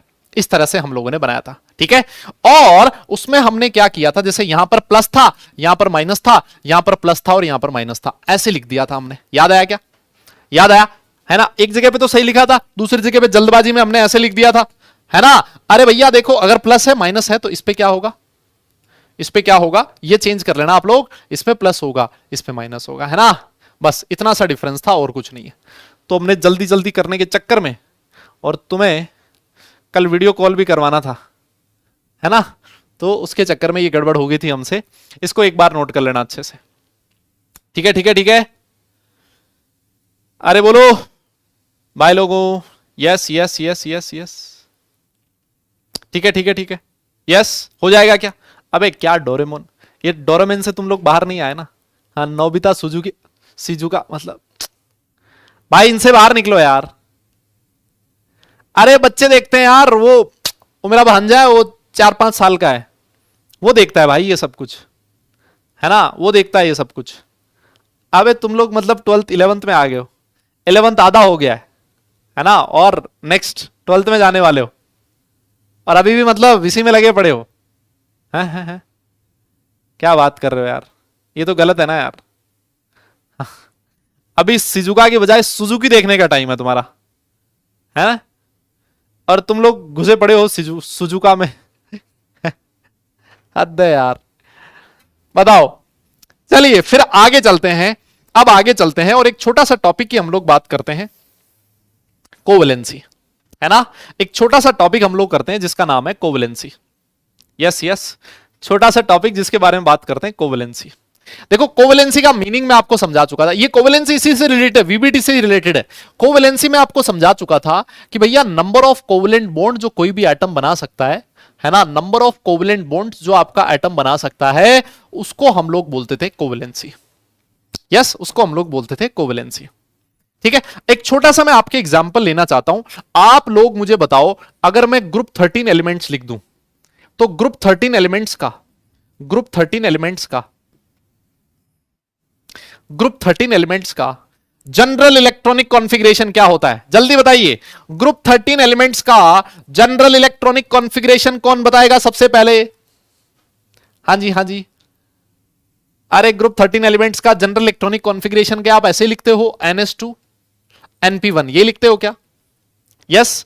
तो एक बात देखो, ये है, मान लेते हैं ये है आपका NS ऑर्बिटल, ठीक है बेटा, ये है आपका NS ऑर्बिटल, और NS में कितने इलेक्ट्रॉन है? 2s हो सकता है, 2p हो सकता है, डजेंट मैटर। ये है आपका NS, 2 इलेक्ट्रॉन है, और ये है बेटा NP, ठीक है, उसमें कितने इलेक्ट्रॉन है? 1 इलेक्ट्रॉन है, ठीक है। और इसका जो ND ऑर्बिटल होगा, इसका जो D सबशेल है वो बिल्कुल पूरा का पूरा खाली है, मानते हो ना इस बात को? इसका जो D सबशेल है बेटा वो पूरा का पूरा खाली है। अब देखो, ये जो स्टेट है इसकी ग्राउंड स्टेट है, ये कौन सी स्टेट है? ग्राउंड स्टेट, है ना? ग्राउंड स्टेट मतलब सबसे लोअर एनर्जी स्टेट, है ना? ये आप लोगों ने पढ़ा है केमिकल बॉन्डिंग में, सबसे लोअर एनर्जी वाली जो स्टेट होती है उसको हम लोग ग्राउंड स्टेट कहते हैं। मेरा क्वेश्चन आपसे ये है, मेरा क्वेश्चन आपसे ये है कि ये जो एलिमेंट आपके सामने लिखा हुआ है, ये अपनी ग्राउंड स्टेट में कितने बॉन्ड का फॉर्मेशन कर सकता है? जल्दी बताइए, ये एलिमेंट अपनी ग्राउंड स्टेट में कितने बॉन्ड का फॉर्मेशन कर पाएगा? जल्दी से बताओ, जल्दी बोलो बेटा, जल्दी बोलो।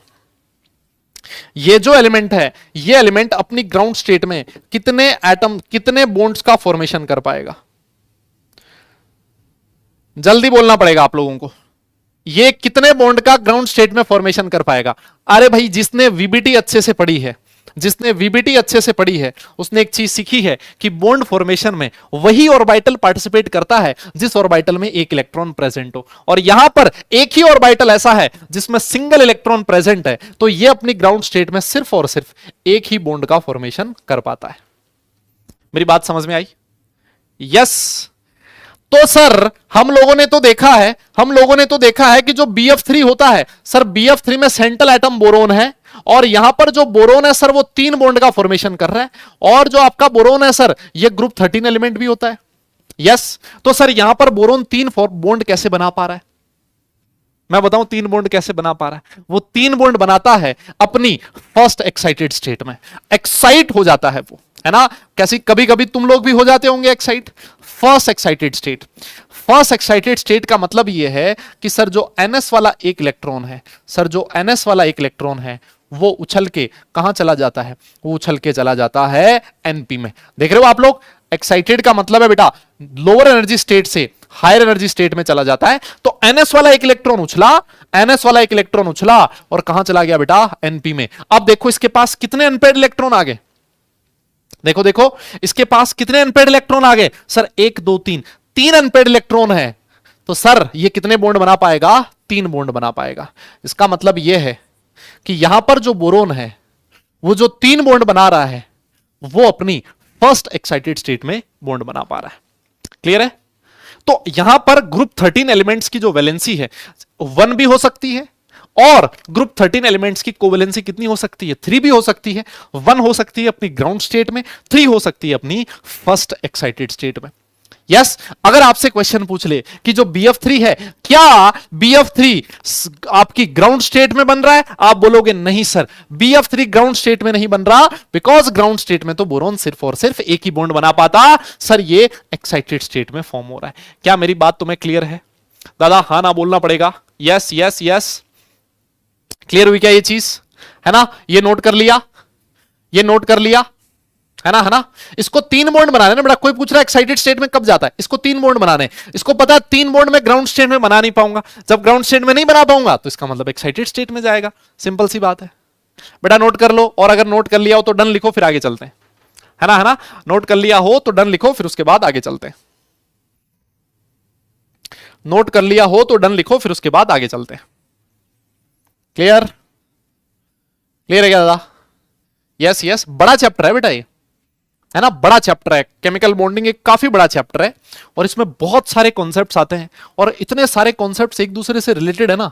लेकिन ये चैप्टर ऐसा भाई, पढ़ने में बहुत मजा आता है और मुझे पढ़ाने में भी बहुत मजा आता है ना। मुझे ऐसा लगता है कि आप लोगों को भी कहानी समझ में आती होगी।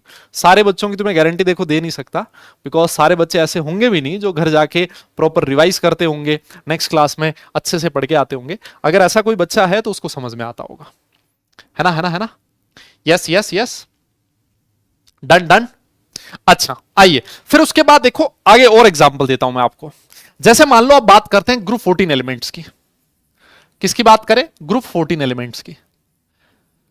तो बेटा ग्रुप 14 एलिमेंट्स का जनरल इलेक्ट्रॉनिक कॉन्फ़िगरेशन आप लोग जानते हो, NS2 NP2 होता है। यस, अगर मैं इसकी ग्राउंड स्टेट बनाऊं, अगर मैं इसकी ग्राउंड स्टेट बनाऊं, है ना, ग्राउंड स्टेट को G स्टेट लिख देता हूं, आप तो समझदार हो बेटा। NS जो है उसमें कितने इलेक्ट्रॉन है? उसमें 2 इलेक्ट्रॉन है सर। और NP में कितने इलेक्ट्रॉन है सर? उसमें भी 2 इलेक्ट्रॉन है सर। आज इसके पास, सर आज इसके पास, और ND की जरूरत ही नहीं है ना, यहां पर ND की जरूरत ही नहीं है सर। इसके पास कितने अनपेड इलेक्ट्रॉन है सर? 2 अनपेड इलेक्ट्रॉन है। इसका मतलब यह है कि सर ये जो आपका ग्रुप 14 एलिमेंट होगा ये ग्राउंड स्टेट में कितने बॉन्ड बना पाएगा? 2 बॉन्ड का फॉर्मेशन कर पाएगा। क्लियर? और वैसे अगर मान लो मैं इसकी फर्स्ट एक्साइटेड स्टेट लिख दूं, है ना बेटा, अगर आप इसकी फर्स्ट एक्साइटेड स्टेट लिख दोगे, इसका मतलब यह है कि जो NS वाला इलेक्ट्रॉन है, NS वाला इलेक्ट्रॉन है वो कहां जा रहा है? एक उछल के कहां चला जाएगा? NP में चला जाएगा, ND में इलेक्ट्रॉन जाएगा नहीं। ठीक है, इसके पास 4 अनपेड इलेक्ट्रॉन है सर। इसका मतलब यह है कि ये 4 बॉन्ड का फॉर्मेशन कर सकता है। मेरी बात आपको समझ में आ रही है क्या? यस, जैसे मैं लिखता हूं CH4, एग्जाम्पल सारी दुनिया जानती है मीथेन, CH4 बेटा जो कार्बन है वो 4 बॉन्ड बना रहा है, इसकी कोवैलेंसी कार्बन की 4 है ना, कोवैलेंसी 4 है और कार्बन आपका ग्रुप 14 एलिमेंट है। आपसे कोई क्वेश्चन पूछे CH4 क्या ग्राउंड स्टेट में बन जाएगा? आप बोलोगे ना मुन्ना ना, ग्राउंड स्टेट में सिर्फ 2 बॉन्ड बना पाएगा कार्बन। ये फर्स्ट एक्साइटेड स्टेट में 4 बॉन्ड का फॉर्मेशन करता है, तो CH4 ग्राउंड स्टेट में ना बन के एक्साइटेड स्टेट में बनेगा। आपको बताना पड़ेगा। क्या ये चीज आपको क्लियर है? क्या ये चीज आपको समझ में आई है क्या? यस या फिर नो में, हाँ ना में जवाब देना पड़ेगा दादा। यस यस यस, जल्दी से बताइए बेटा। मैं हमेशा कहता हूं केमिकल बॉन्डिंग केमिस्ट्री की जान है ना। इसको जितने आराम से और जितना अच्छे से आप केमिकल बॉन्डिंग पढ़ोगे, आपको केमिस्ट्री में उतना ही कॉन्फिडेंस आएगा, इस बात की मेरी गारंटी है।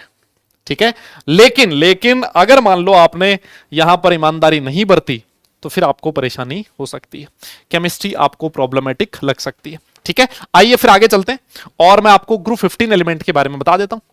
आओ देखो जी, अगर ग्रुप 15 एलिमेंट्स की मैं बात करूं, अगर मैं ग्रुप 15 एलिमेंट्स की बात करूं तो बेटा ग्रुप 15 एलिमेंट्स का जनरल इलेक्ट्रॉनिक कॉन्फ़िगरेशन होता है NS2 NP3। जानते हो आप लोग? यस, अगर मैं इनकी ग्राउंड स्टेट लिखूं, है ना। तो ग्राउंड स्टेट में मुझे बताइए सबसे पहले ये कितने बॉन्ड बना पाएंगे। सर इसका मतलब इसके पास NS में 2 इलेक्ट्रॉन है, सर NP में 3 इलेक्ट्रॉन है, और सर इनका जो डी सबशेल है सर वो पूरा का पूरा खाली है। सर देखिए इनका जो डी सबशेल है बेटा वो क्या है, खाली है। सर इसके पास सिर्फ और सिर्फ 3 इलेक्ट्रॉन अनपेड इलेक्ट्रॉन है, सिर्फ और सिर्फ 3 अनपेड इलेक्ट्रॉन है। इसका मतलब सर ये अपनी ग्राउंड स्टेट में सिर्फ और सिर्फ 3 बॉन्ड का फॉर्मेशन कर सकता है। बोलो बोलो, 3 बॉन्ड का फॉर्मेशन कर सकता है। जैसे आपके सामने बथेरे एग्जांपल्स है, जैसे NS3 लिखा हुआ है, NS3 में नाइट्रोजन 3 बॉन्ड बना रहा है, ऑब्वियस ही बात अपनी ग्राउंड स्टेट में बना रहा होगा, है ना। जैसे मान लो PCl3 लिखा है, फॉस्फोरस आपका 15 ग्रुप का मेंबर है, सॉरी, यहां पर भी 3 बॉन्ड बन रहे हैं, तो ऑब्वियस ही चीज है अपनी ग्राउंड स्टेट में बना रहा होगा। ठीक है, अब सोच के देखो मैंने क्या किया बेटा, इसकी फर्स्ट एक्साइटेड स्टेट लिख दी।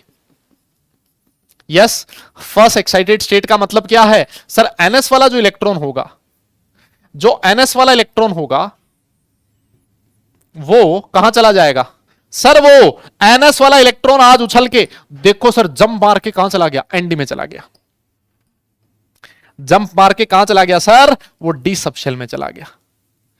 और आज इसके पास कितने अनपेड इलेक्ट्रॉन हो गए, जल्दी बोलो। आज इसके पास सर अनपेड इलेक्ट्रॉन हो गए 5, और 5 अनपेड इलेक्ट्रॉन है। इसका मतलब सर ये फर्स्ट एक्साइटेड स्टेट में 5 बॉन्ड का फॉर्मेशन कर सकता है। क्लियर होगी क्या मेरी बात। आप बोलोगे सर कोई एग्जांपल दे दो इसका। इसका एग्जांपल है बेटा PCl5, फॉस्फोरस पेंटाक्लोराइड, हम लोग पढ़ के आए हैं। PCl5 हम लोगों ने पढ़ा है कि फॉस्फोरस 5 बॉन्ड बना रहा है, फॉस्फोरस यहां पर 5 बॉन्ड का फॉर्मेशन कर रहा है, तो ऑब्वियस ही बात है ये अपनी एक्साइटेड स्टेट में, फर्स्ट एक्साइटेड स्टेट में फॉस्फोरस 5 बॉन्ड बनाता है। मेरी बात तुम्हें समझ में आ रही है क्या। यस, और यहां पर एक नोटिस करने वाली बात यह है, एक नोटिस करने वाली बात यह है कि जब भी 5 बॉन्ड बनाएगा कोई भी ग्रुप 15 का एलिमेंट, बेटा सुनना अच्छे से, जब भी 5 बॉन्ड बनेंगे, जब भी 5 बॉन्ड बनेंगे, हमेशा वो डी ऑर्बिटल यूज करेगा अपना। देख रहे हो, यस यस यस, जब भी बेटा 5 बॉन्ड बनेंगे, जब भी 5 बॉन्ड बनेंगे, तब वो अपना डी ऑर्बिटल यूज करेगा, है ना। अब बात यह आती है कि सर PCl5 बन गया, तो क्या सर NCl5 भी बन सकता है क्या। आप लोग बताइए, PCl5 तो बन गया, लेकिन फास्फोरस का छोटा भाई है N, क्या NCl5 का फॉर्मेशन हो सकता है क्या। कितने लोग हैं जो बोलते हैं हो सकता है, कितने लोग ऐसे हैं जो बोलते हैं नहीं हो सकता। जल्दी बताओ, जल्दी बोलो बेटा, जल्दी से बोलिए।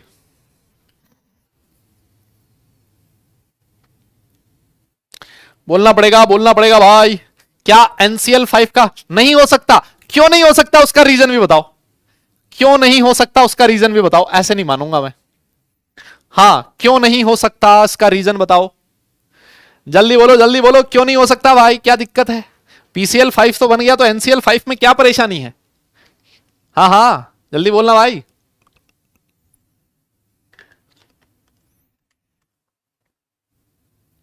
यस, क्या बात है यार, गजब गजब गजब। अरे आप बोलोगे अगर ग्रुप 15 एलिमेंट को अगर 5 बॉन्ड बनाने हैं, ग्रुप 15 एलिमेंट को अगर 5 बॉन्ड बनाने हैं, तो अपना डी ऑर्बिटल यूज करना पड़ेगा, अपना डी ऑर्बिटल यूज करना पड़ेगा 5 बॉन्ड बनाने के लिए। और जो आपका नाइट्रोजन होता है सर, ये तो सेकंड पीरियड का एलिमेंट होता है, और सर सेकंड शेल में डी सब शेल नहीं होता, तो इसका मतलब NCl5 जो है वो पॉसिबल नहीं है। बात समझ गए। बोलो, not possible because of the absence of d orbitals, because of the absence of d orbital, है ना। नाइट्रोजन जो है उसके पास डी ऑर्बिटल प्रेजेंट नहीं। कितना बढ़िया कॉन्सेप्ट है ना। आप लोग समझा सकते हो, स्कूल में एक क्वेश्चन आ सकता है कि भाई NCl5 क्यों नहीं बनता अगर PCl5 बन रहा है। अगर आपको ये पता है कि बॉन्ड का फॉर्मेशन इस तरह से होता है, ग्रुप 15 एलिमेंट को 5 बॉन्ड बनाने के लिए डी ऑर्बिटल यूज करना पड़ेगा, तभी आप बता पाओगे कि 5 बॉन्ड नाइट्रोजन नहीं बना सकता, है ना। तो देखो, फॉस्फोरस के पास 5 अनपेड इलेक्ट्रॉन है, हर ऑर्बिटल के साथ क्लोरीन आएगा, ओवरलैप कर लेगा, क्लोरीन यहां पर ओवरलैप कर लेगा, एक बॉन्ड यहां बन जाएगा, एक यहां बन जाएगा, एक यहां बन जाएगा, एक यहां बन जाएगा, और एक यहां बन जाएगा। तो सारे के सारे बॉन्ड बन गए क्लोरीन के हर एक वैकेंट ऑर्बिटल के साथ। क्लियर, समझ में आई मेरी बात? हाँ जी, एब्सेंस ऑफ डी ऑर्बिटल, समझ गए, है ना? अब देखो एक और चीज, लास्ट केस और समझा देता हूं, फिर उसके बाद हम लोग आगे चलेंगे, है ना? फिर उसके बाद हम लोग आगे चलेंगे। जैसे अगर मैं लिख दूं ग्रुप 16 एलिमेंट्स, कौन से? ग्रुप 16 एलिमेंट, सुनना जरा, है ना बेटा? ग्रुप 16 एलिमेंट्स की बात करने वाले हैं हम लोग। इसका जनरल इलेक्ट्रॉनिक कॉन्फ़िगरेशन होता है NS2 Np4, आप सब लोग जानते हो। Yes yes yes. कोई कह रहा फास्फोरस में भी डी सबशेल नहीं है, बेटा ये देखा है, ये देखा है? अगर ये पड़े ना इधर गाल पे, तो भाई मतलब पूरा का पूरा गाल छप जाएगा, एकदम जेरोक्स हो जाएगी। यस यस, मतलब पी सबशेल, पी फास्फोरस में डी सबशेल नहीं होता। यह बात कहने से पहले शर्म आ जानी चाहिए थी, है ना? और शर्म से चूर चूर हो जाना चाहिए था। मतलब कैसी बात कर रहे हो, हैं? अबे तुम किसी को बोल दोगे ना कि फास्फोरस में डी सबशेल नहीं होगा, तो पता है वो क्या क्वेश्चन पूछेगा तुमसे? वो पूछेगा एक बात बताइए, तुझे इनऑर्गेनिक केमिस्ट्री किसने पढ़ाई थी, है ना? और आप बोलोगे सर मुझे राहुल डूडी सर ने पढ़ाई थी। भाई क्या इमेज बनेगी उस बंदे के सामने मेरी, सोच के देखो तुम, मेरा नाम खराब करोगे तुम। हाँ, ऐसे मत करो भाई। अरे फास्फोरस थर्ड पीरियड का एलिमेंट है ना? और जो थर्ड शेल होता है उसमें एस सब शेल भी होता है, पी सब शेल भी होता है और डी सब शेल भी होता है, चारों होते हैं। ठीक है महाराज, प्रणाम आपको। कहां हो आप? एक बार वापस दर्शन दोगे अपने? मैं आपका नाम नहीं पढ़ पाया था, मैं आपका नाम नहीं पढ़ पाया था बस। क्या नाम था आपका? हाँ, अरे नाम खराब करोगे यार तुम मेरा, हद है मतलब। आओ ग्रुप 16 एलिमेंट के बारे में पढ़ लेते हैं। तो सर एनएस में 2 इलेक्ट्रॉन है, देखो सर खटाक से आप फटाफट देख लो। सर एनएस में 2 इलेक्ट्रॉन है, मैंने मान लिया आपकी बात। और ये बेटा ग्राउंड स्टेट लिख देते ना पहले, है ना? ग्राउंड स्टेट है सर ये, ठीक है जी। ग्राउंड स्टेट में सर एनएस में 2 इलेक्ट्रॉन है, ऑल राइट। सर एनपी में 4 इलेक्ट्रॉन है, ठीक है सर। एनपी में 4 इलेक्ट्रॉन है, ठीक है। और सर एनडी में कोई भी इलेक्ट्रॉन नहीं है सर, एनडी पूरा का पूरा खाली है सर। ये देखो सर 2 ही वैकेंट ऑर्बिटल, 2 ही अनपेड इलेक्ट्रॉन प्रेजेंट है, मतलब ये अपनी ग्राउंड स्टेट में 2 बॉन्ड का फॉर्मेशन कर सकता है। इसके बथेरे एग्जांपल आपको मिल जाएंगे, जैसे H2O लिख दिया मैंने, SCl2 लिख दिया, ऑक्सीजन देख लो, सल्फर देख लो, अपनी ग्राउंड स्टेट में 2-2 बॉन्ड का फॉर्मेशन कर सकते हैं, कोई परेशानी नहीं है। लेकिन अगर मैं मान लो इसकी फर्स्ट एक्साइटेड स्टेट लिखूं, है ना बेटा, फर्स्ट एक्साइटेड स्टेट लिखा, तो फर्स्ट एक्साइटेड स्टेट में क्या होगा? आपका जो एक इलेक्ट्रॉन है, पी वाला जो इलेक्ट्रॉन है वो डी में चला जाएगा, ठीक है। पी वाला जो इलेक्ट्रॉन है वो डी में चला जाएगा, ऑल राइट। तो सर मान लेते हैं एनएस में आज भी 2 इलेक्ट्रॉन है। और सर यहां पर देखिए पी में 3 अनपेड इलेक्ट्रॉन, एक इलेक्ट्रॉन अगर डी में चला गया, एक इलेक्ट्रॉन अगर डी में चला गया, इसका मतलब इसके पास 4 अनपेड इलेक्ट्रॉन आ गए। और सर ये कितने बॉन्ड बना पाएगा? 4 बॉन्ड का फॉर्मेशन कर पाएगा, है ना? और इसका एग्जाम्पल है SF4। सल्फर 4 बॉन्ड बना रहा है, 4 बॉन्ड। सल्फर आपका ग्रुप 16 का मेंबर है, 4 बॉन्ड बनाएगा कौन सी स्टेट में? फर्स्ट एक्साइटेड स्टेट में। किसी को डाउट ये भी हो सकता है, किसी को डाउट ये भी हो सकता है कि सर ये वाला इलेक्ट्रॉन क्यों नहीं गया, एनएस वाला इलेक्ट्रॉन एनडी में क्यों नहीं गया? है ना बेटा, इसलिए नहीं गया, देखो एनपी और एनडी इसके बीच एनर्जी का गैप कम है ना? यहां पर एनर्जी का गैप कम है, इसके और इसके बीच तो एनर्जी का गैप ज्यादा है। तो अगर आप थोड़ी सी एनर्जी दोगे तो पहले एनपी वाला इलेक्ट्रॉन एनडी में जाएगा, बिकॉज यहां से यहां जाने के लिए कम एनर्जी का रिक्वायरमेंट है। क्या मेरी बात समझ में आ गई? यस यस यस, दादा बोलो, क्लियर है? और देखो एक चीज, अभी भी इसके पास एक अनपेड इलेक्ट्रॉन बचा हुआ है। सर सेकेंड एक्साइटेड स्टेट लिखो तो सर, है ना सर? सेकेंड एक्साइटेड स्टेट में जो एनएस वाला इलेक्ट्रॉन होगा सर वो यहां से उठेगा, सर वो एनएस वाला इलेक्ट्रॉन यहां से उठेगा, और सर वो नहीं रुकेगा। कब तक? जब तक कि वो एनडी में ना चला जाए, है ना? उसका यार कहां बैठा है? उसका दोस्त बैठा है एनडी में।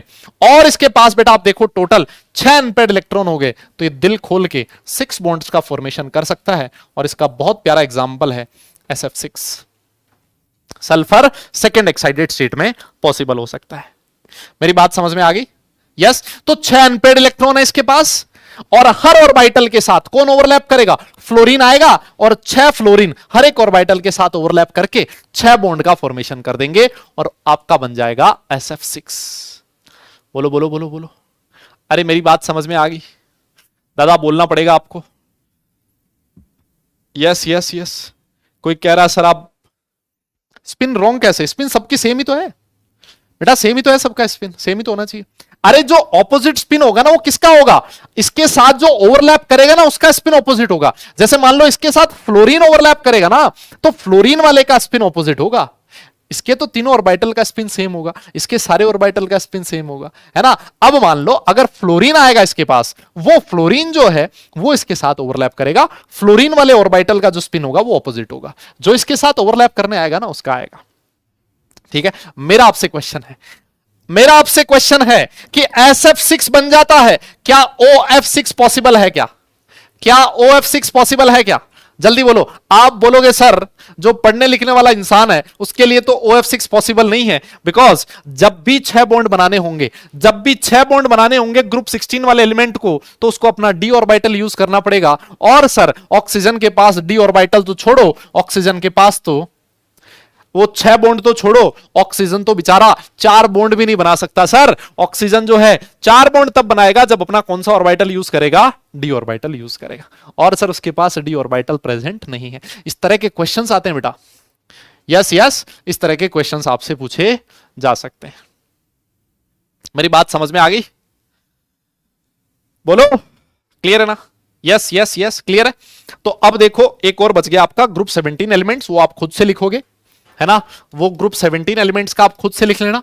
ग्रुप 18 की हम लोग बात नहीं करेंगे क्योंकि ग्रुप 18 एलिमेंट जनरली बॉन्ड का फॉर्मेशन नहीं करते। ये मैं लिख लेता हूं आपको कि अगर आप इसकी ग्राउंड स्टेट की बात करोगे ना तो ग्राउंड स्टेट में ये एक बॉन्ड बना पाएगा, है ना, ये आप खुद से लिखोगे। अगर आप इसकी फर्स्ट एक्साइटेड स्टेट लिखोगे, ठीक है बेटा, तो फर्स्ट एक्साइटेड स्टेट में ये 3 बॉन्ड बनाएगा।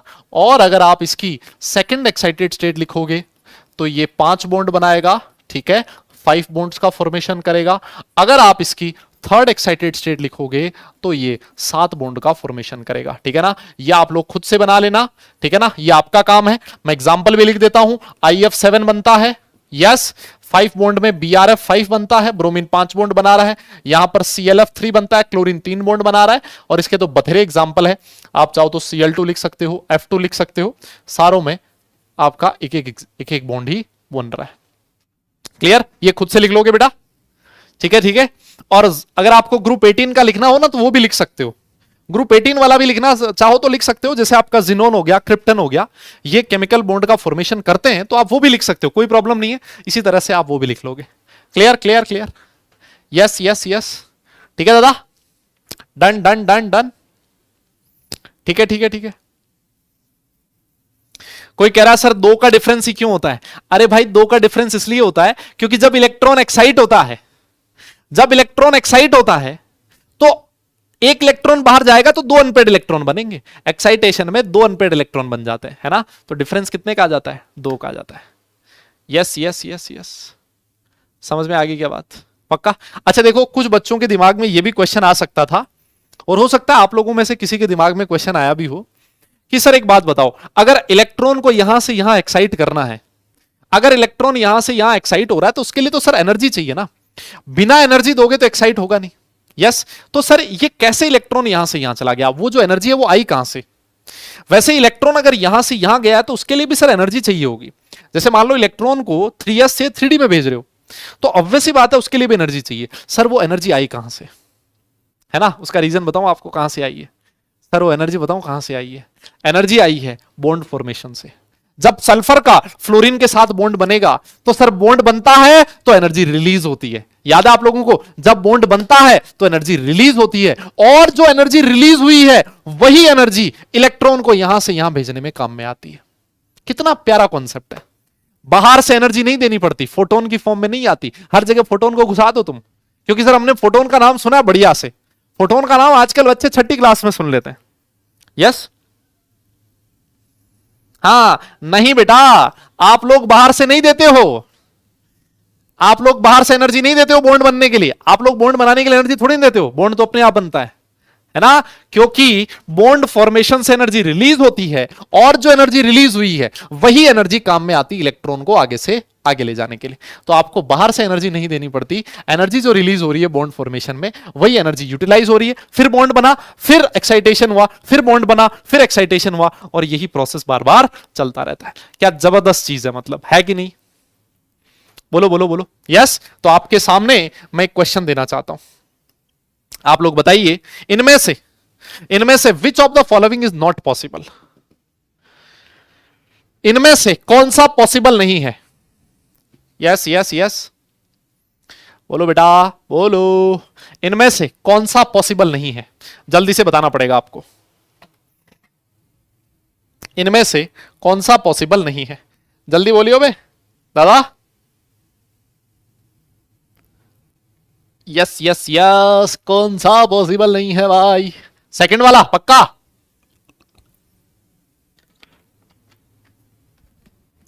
सर BF6 माइनस पॉसिबल नहीं है सर। बिल्कुल सही बात है। ये BF4 माइनस कैसे बन गया, है ना? BF4 माइनस बताऊं कैसे बना? देखो, बोरोन का इलेक्ट्रॉनिक कॉन्फ़िगरेशन क्या होता है? 1s2 2s2 2p1 होता है। मानते हो इस बात को? हाँ ना, बोलना भाई। तो देख, ये जो तेरी ग्राउंड स्टेट है ना, ग्राउंड स्टेट में दादा 2s में 2 इलेक्ट्रॉन है, यस। और 2p जो है उसमें कितना है? 1 इलेक्ट्रॉन है ना, है ना, है ना। अब देख, यहां पर BF4 माइनस लिखा है, मतलब बोरोन ने क्या कर रखा है? बोरोन ने क्या कर रखा है बेटा? बोरोन ने 1 इलेक्ट्रॉन गेन कर रखा है। यस, माइनस मतलब बोरोन ने क्या किया होगा? 1 इलेक्ट्रॉन गेन किया होगा। तो जब वो इलेक्ट्रॉन गेन करेगा, है ना, तो अगर मैं B माइनस का ग्राउंड स्टेट लिखूं, 1 इलेक्ट्रॉन गेन किया तो कहां चला गया? यहां चला गया। अरे बोलो बोलो बोलो। BF4 माइनस का मतलब, B माइनस का मतलब, BF4 माइनस में बोरोन ने 1 इलेक्ट्रॉन गेन किया है, वो यहां आ गया। ये इसकी ग्राउंड स्टेट है। और अगर आप इसकी फर्स्ट एक्साइटेड स्टेट लिखोगे तो 2s वाला इलेक्ट्रॉन भाग के कहां चला जाएगा? 2p में चला जाएगा। 2s वाला इलेक्ट्रॉन भाग के कहां चला जाएगा? 2p में चला जाएगा। और सर इसके पास 4 अनपेड इलेक्ट्रॉन हो जाएंगे। 4 अनपेड इलेक्ट्रॉन की वजह से जो बोरोन है वो 4 बॉन्ड का फॉर्मेशन कर पाएगा, है ना। हर ऑर्बिटल के साथ फ्लोरीन आएगा, ऑपोजिट स्पिन वाला इलेक्ट्रॉन लेके, और सबके साथ ओवरलैपिंग कर लेगा। उससे आपका केमिकल बॉन्ड का फॉर्मेशन हो जाएगा। क्या आपको ये बात समझ में आ गई क्या? यस यस यस, समझ में आ गई बात बेटा? ये चीज क्लियर है ना? बहुत आसान है, बहुत सिंपल चीज है ना, है ना, है ना। और देखो, अब कोई कहे सर BF6 माइनस 3 माइनस क्यों नहीं बना? अब सोच के देख, अगर ये 3 इलेक्ट्रॉन गेन कर लेता भाई, अगर ये 3 इलेक्ट्रॉन गेन कर लेता ना, तो 1 इलेक्ट्रॉन यहां आता, 1 इलेक्ट्रॉन यहां आता। इसके पास बचते क्या? 2 ही अनपेड इलेक्ट्रॉन। इसके पास क्या बचता? 2 ही अनपेड इलेक्ट्रॉन बचते। इसके पास डी ऑर्बिटल होता नहीं है। डी ऑर्बिटल नहीं है तो एक्साइट नहीं हो पाता। एक्साइट नहीं हो पाता तो कभी भी बोरोन 6 बॉन्ड का फॉर्मेशन नहीं कर पाता। क्लियर है?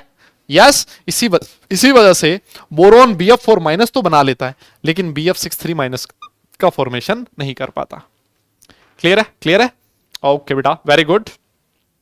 इसी तरह का देखो, इसी तरह का एक और बहुत शानदार क्वेश्चन है। लॉजिकल क्वेश्चन पूछे जाते हैं, है ना, लॉजिकल क्वेश्चन पूछे जाते हैं। PCl5 exist but NCl5 not. इसका रीजन हम लोग लिख चुके हैं, है ना। SF6 बन जाता है लेकिन OF6 नहीं बनता, ये रीजन भी हम लोग लिख चुके हैं। Br3 माइनस में बेटा बोरोन जो है वो 2 बॉन्ड का फॉर्मेशन कर पाता है, लेकिन जो है आपका F3 माइनस नहीं बन पाता। क्यों? इन सब का एक ही रीजन है, इन सब का एक ही रीजन है, और वो है एब्सेंस ऑफ डी ऑर्बिटल। क्या है बेटा? Absence of D orbitals. Nitrogen के पास डी ऑर्बिटल नहीं होता, ऑक्सीजन के पास नहीं होता, फ्लोरीन के पास नहीं होता। इसी वजह से इनमें से कोई भी पॉसिबल नहीं हो पाता, नहीं बन पाता। यस, बोलो बोलो बोलो। समझ में आ गई आपको मेरी बात? बहुत आसान चीज है बेटा, बहुत ही सिंपल चीज है। ठीक है, ठीक है, ठीक है। नोट कर लिया? अगर नोट कर लिया हो तो डन लिखो। यहां तक समझ में आया तो थम्स अप करो, फिर आगे चलते हैं, है ना, है ना। फिर उसके बाद आगे चलते हैं बेटा। यस, हाँ जी, हाँ जी, नोट करो, फटाफट से करो बेटा। हो गया है तो डन लिखो, फिर उसके बाद आगे चलते हैं। Done, done done done done. क्या बात कर रहे हो? पक्का?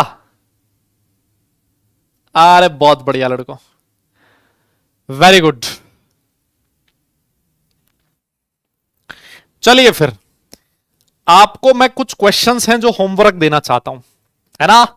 ये कुछ क्वेश्चंस हैं जो आप लोगों के लिए होमवर्क के क्वेश्चंस हैं, ठीक है। ये क्वेश्चन आपको घर से करना है, ये क्वेश्चन आपका होमवर्क है, ठीक है जी। ये वाला क्वेश्चन भी आपका होमवर्क है, ये जेई मेंस 2020 में पूछा गया है, ठीक है ना। ये क्वेश्चन आप खुद से करके लाओगे, खुद से करके लाओगे, और फिर उसके बाद हम लोग आगे बढ़ेंगे, ठीक है। नेक्स्ट क्लास में ये वाले क्वेश्चन हम लोग डिस्कस करने वाले हैं, ठीक। अच्छा, अब देखो, अब हम लोग जो वीबीटी हमने पढ़ लिया कि बॉन्ड ऐसे बन गया, ऐसे बन गया।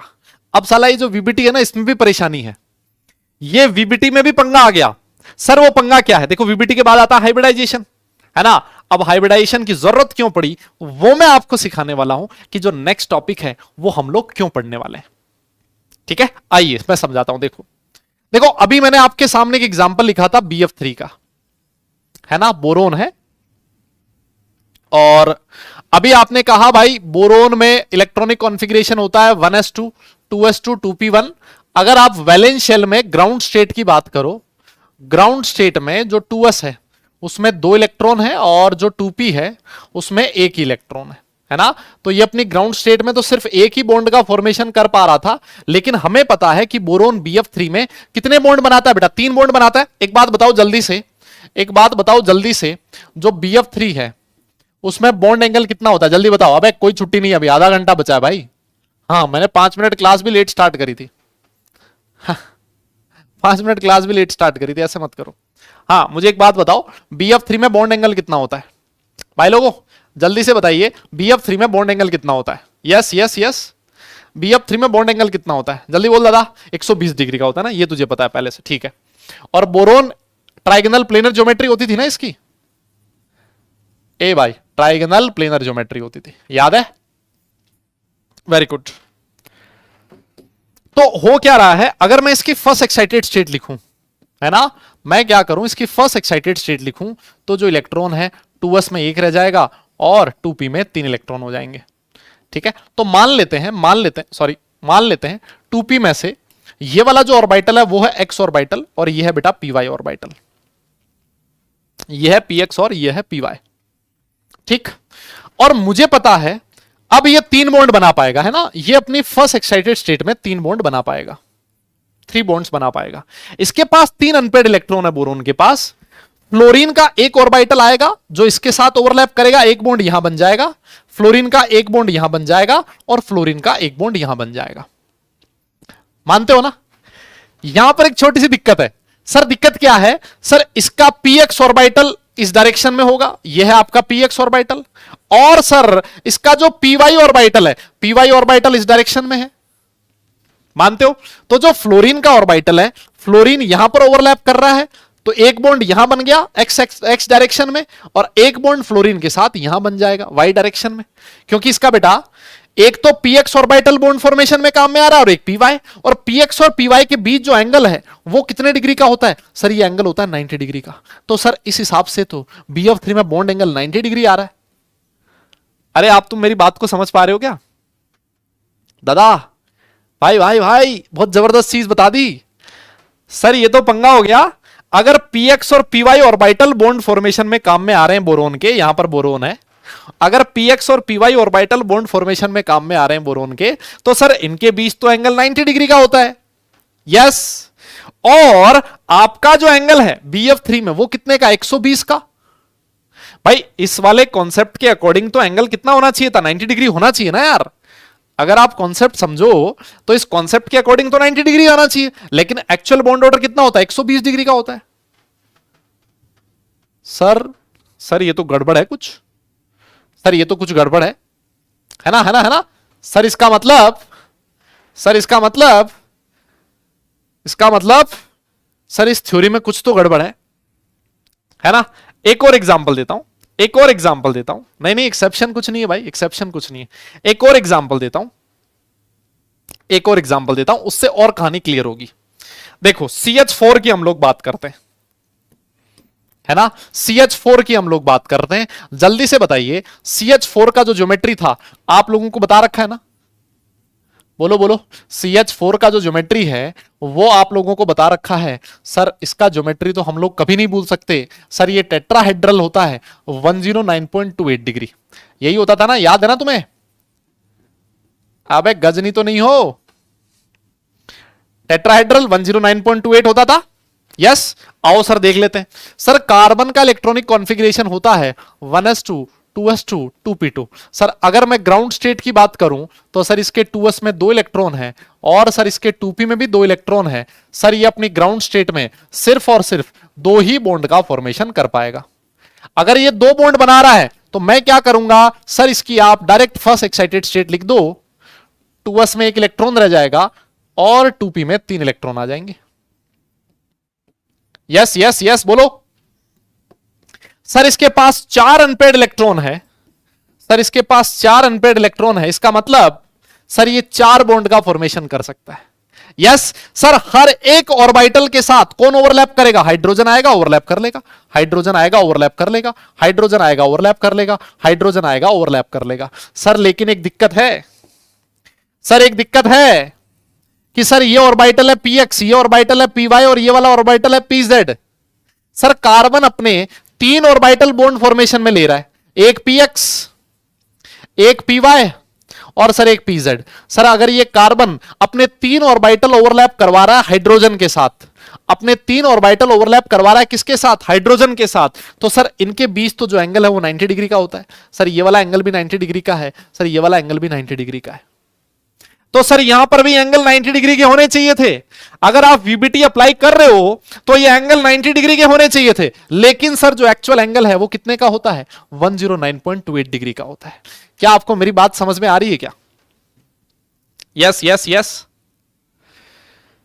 क्या आपको मेरी बात समझ में आ रही है? हाँ बेटा ये नोट करना है, इसी से तो समझ में आएगा VBT में क्या प्रॉब्लम क्या है ना? तो VBT के अकॉर्डिंग एंगल 90 डिग्री होना चाहिए था, लेकिन एक्चुअल एंगल 109.28 होता है। VBT के अकॉर्डिंग एंगल 90 डिग्री होना चाहिए था, एक्चुअल एंगल 120 डिग्री का होता है। सर कुछ गड़बड़ है सर, है ना? इसका मतलब यह है कि सर ओवरलैपिंग इस तरह से नहीं होती, डायरेक्ट ओवरलैपिंग नहीं होती। सर कुछ तो कहानी है। यस यस, कुछ तो कहानी है। क्या कहानी अभी हम लोग लिखेंगे, तो इसमें हम लोग लिख देते हैं कि it can not explain, it cannot explain the bond angle of 109.28 degree in CH4, है ना, इन CH4 मॉलिक्यूल। ये जब आप लिख लोगे ना तो इससे आपको अंदाजा लग जाएगा, इससे आपको अंदाजा लग जाएगा कि इसमें गड़बड़ क्या थी।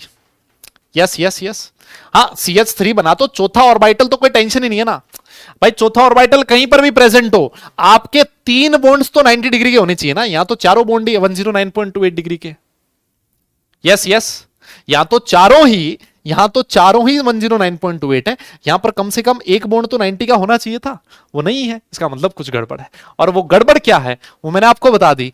इसका मतलब सर अब होगा क्या, ये इस चीज को कहां से एक्सप्लेन करेंगे, इस चीज को कहां से एक्सप्लेन करेंगे? इसको समझाने के लिए कि ये बॉन्ड एंगल 109.28 कैसे आ गया, इस चीज को समझाने के लिए एक और कहानी बनाई गई, है ना, एक और कहानी बनाई गई, और उस कहानी को नाम दिया गया हाइब्रिडाइजेशन। उस कहानी को क्या नाम दिया गया? हाइब्रिडाइजेशन। तो आप नेक्स्ट टॉपिक लिखिए हाइब्रिडाइजेशन।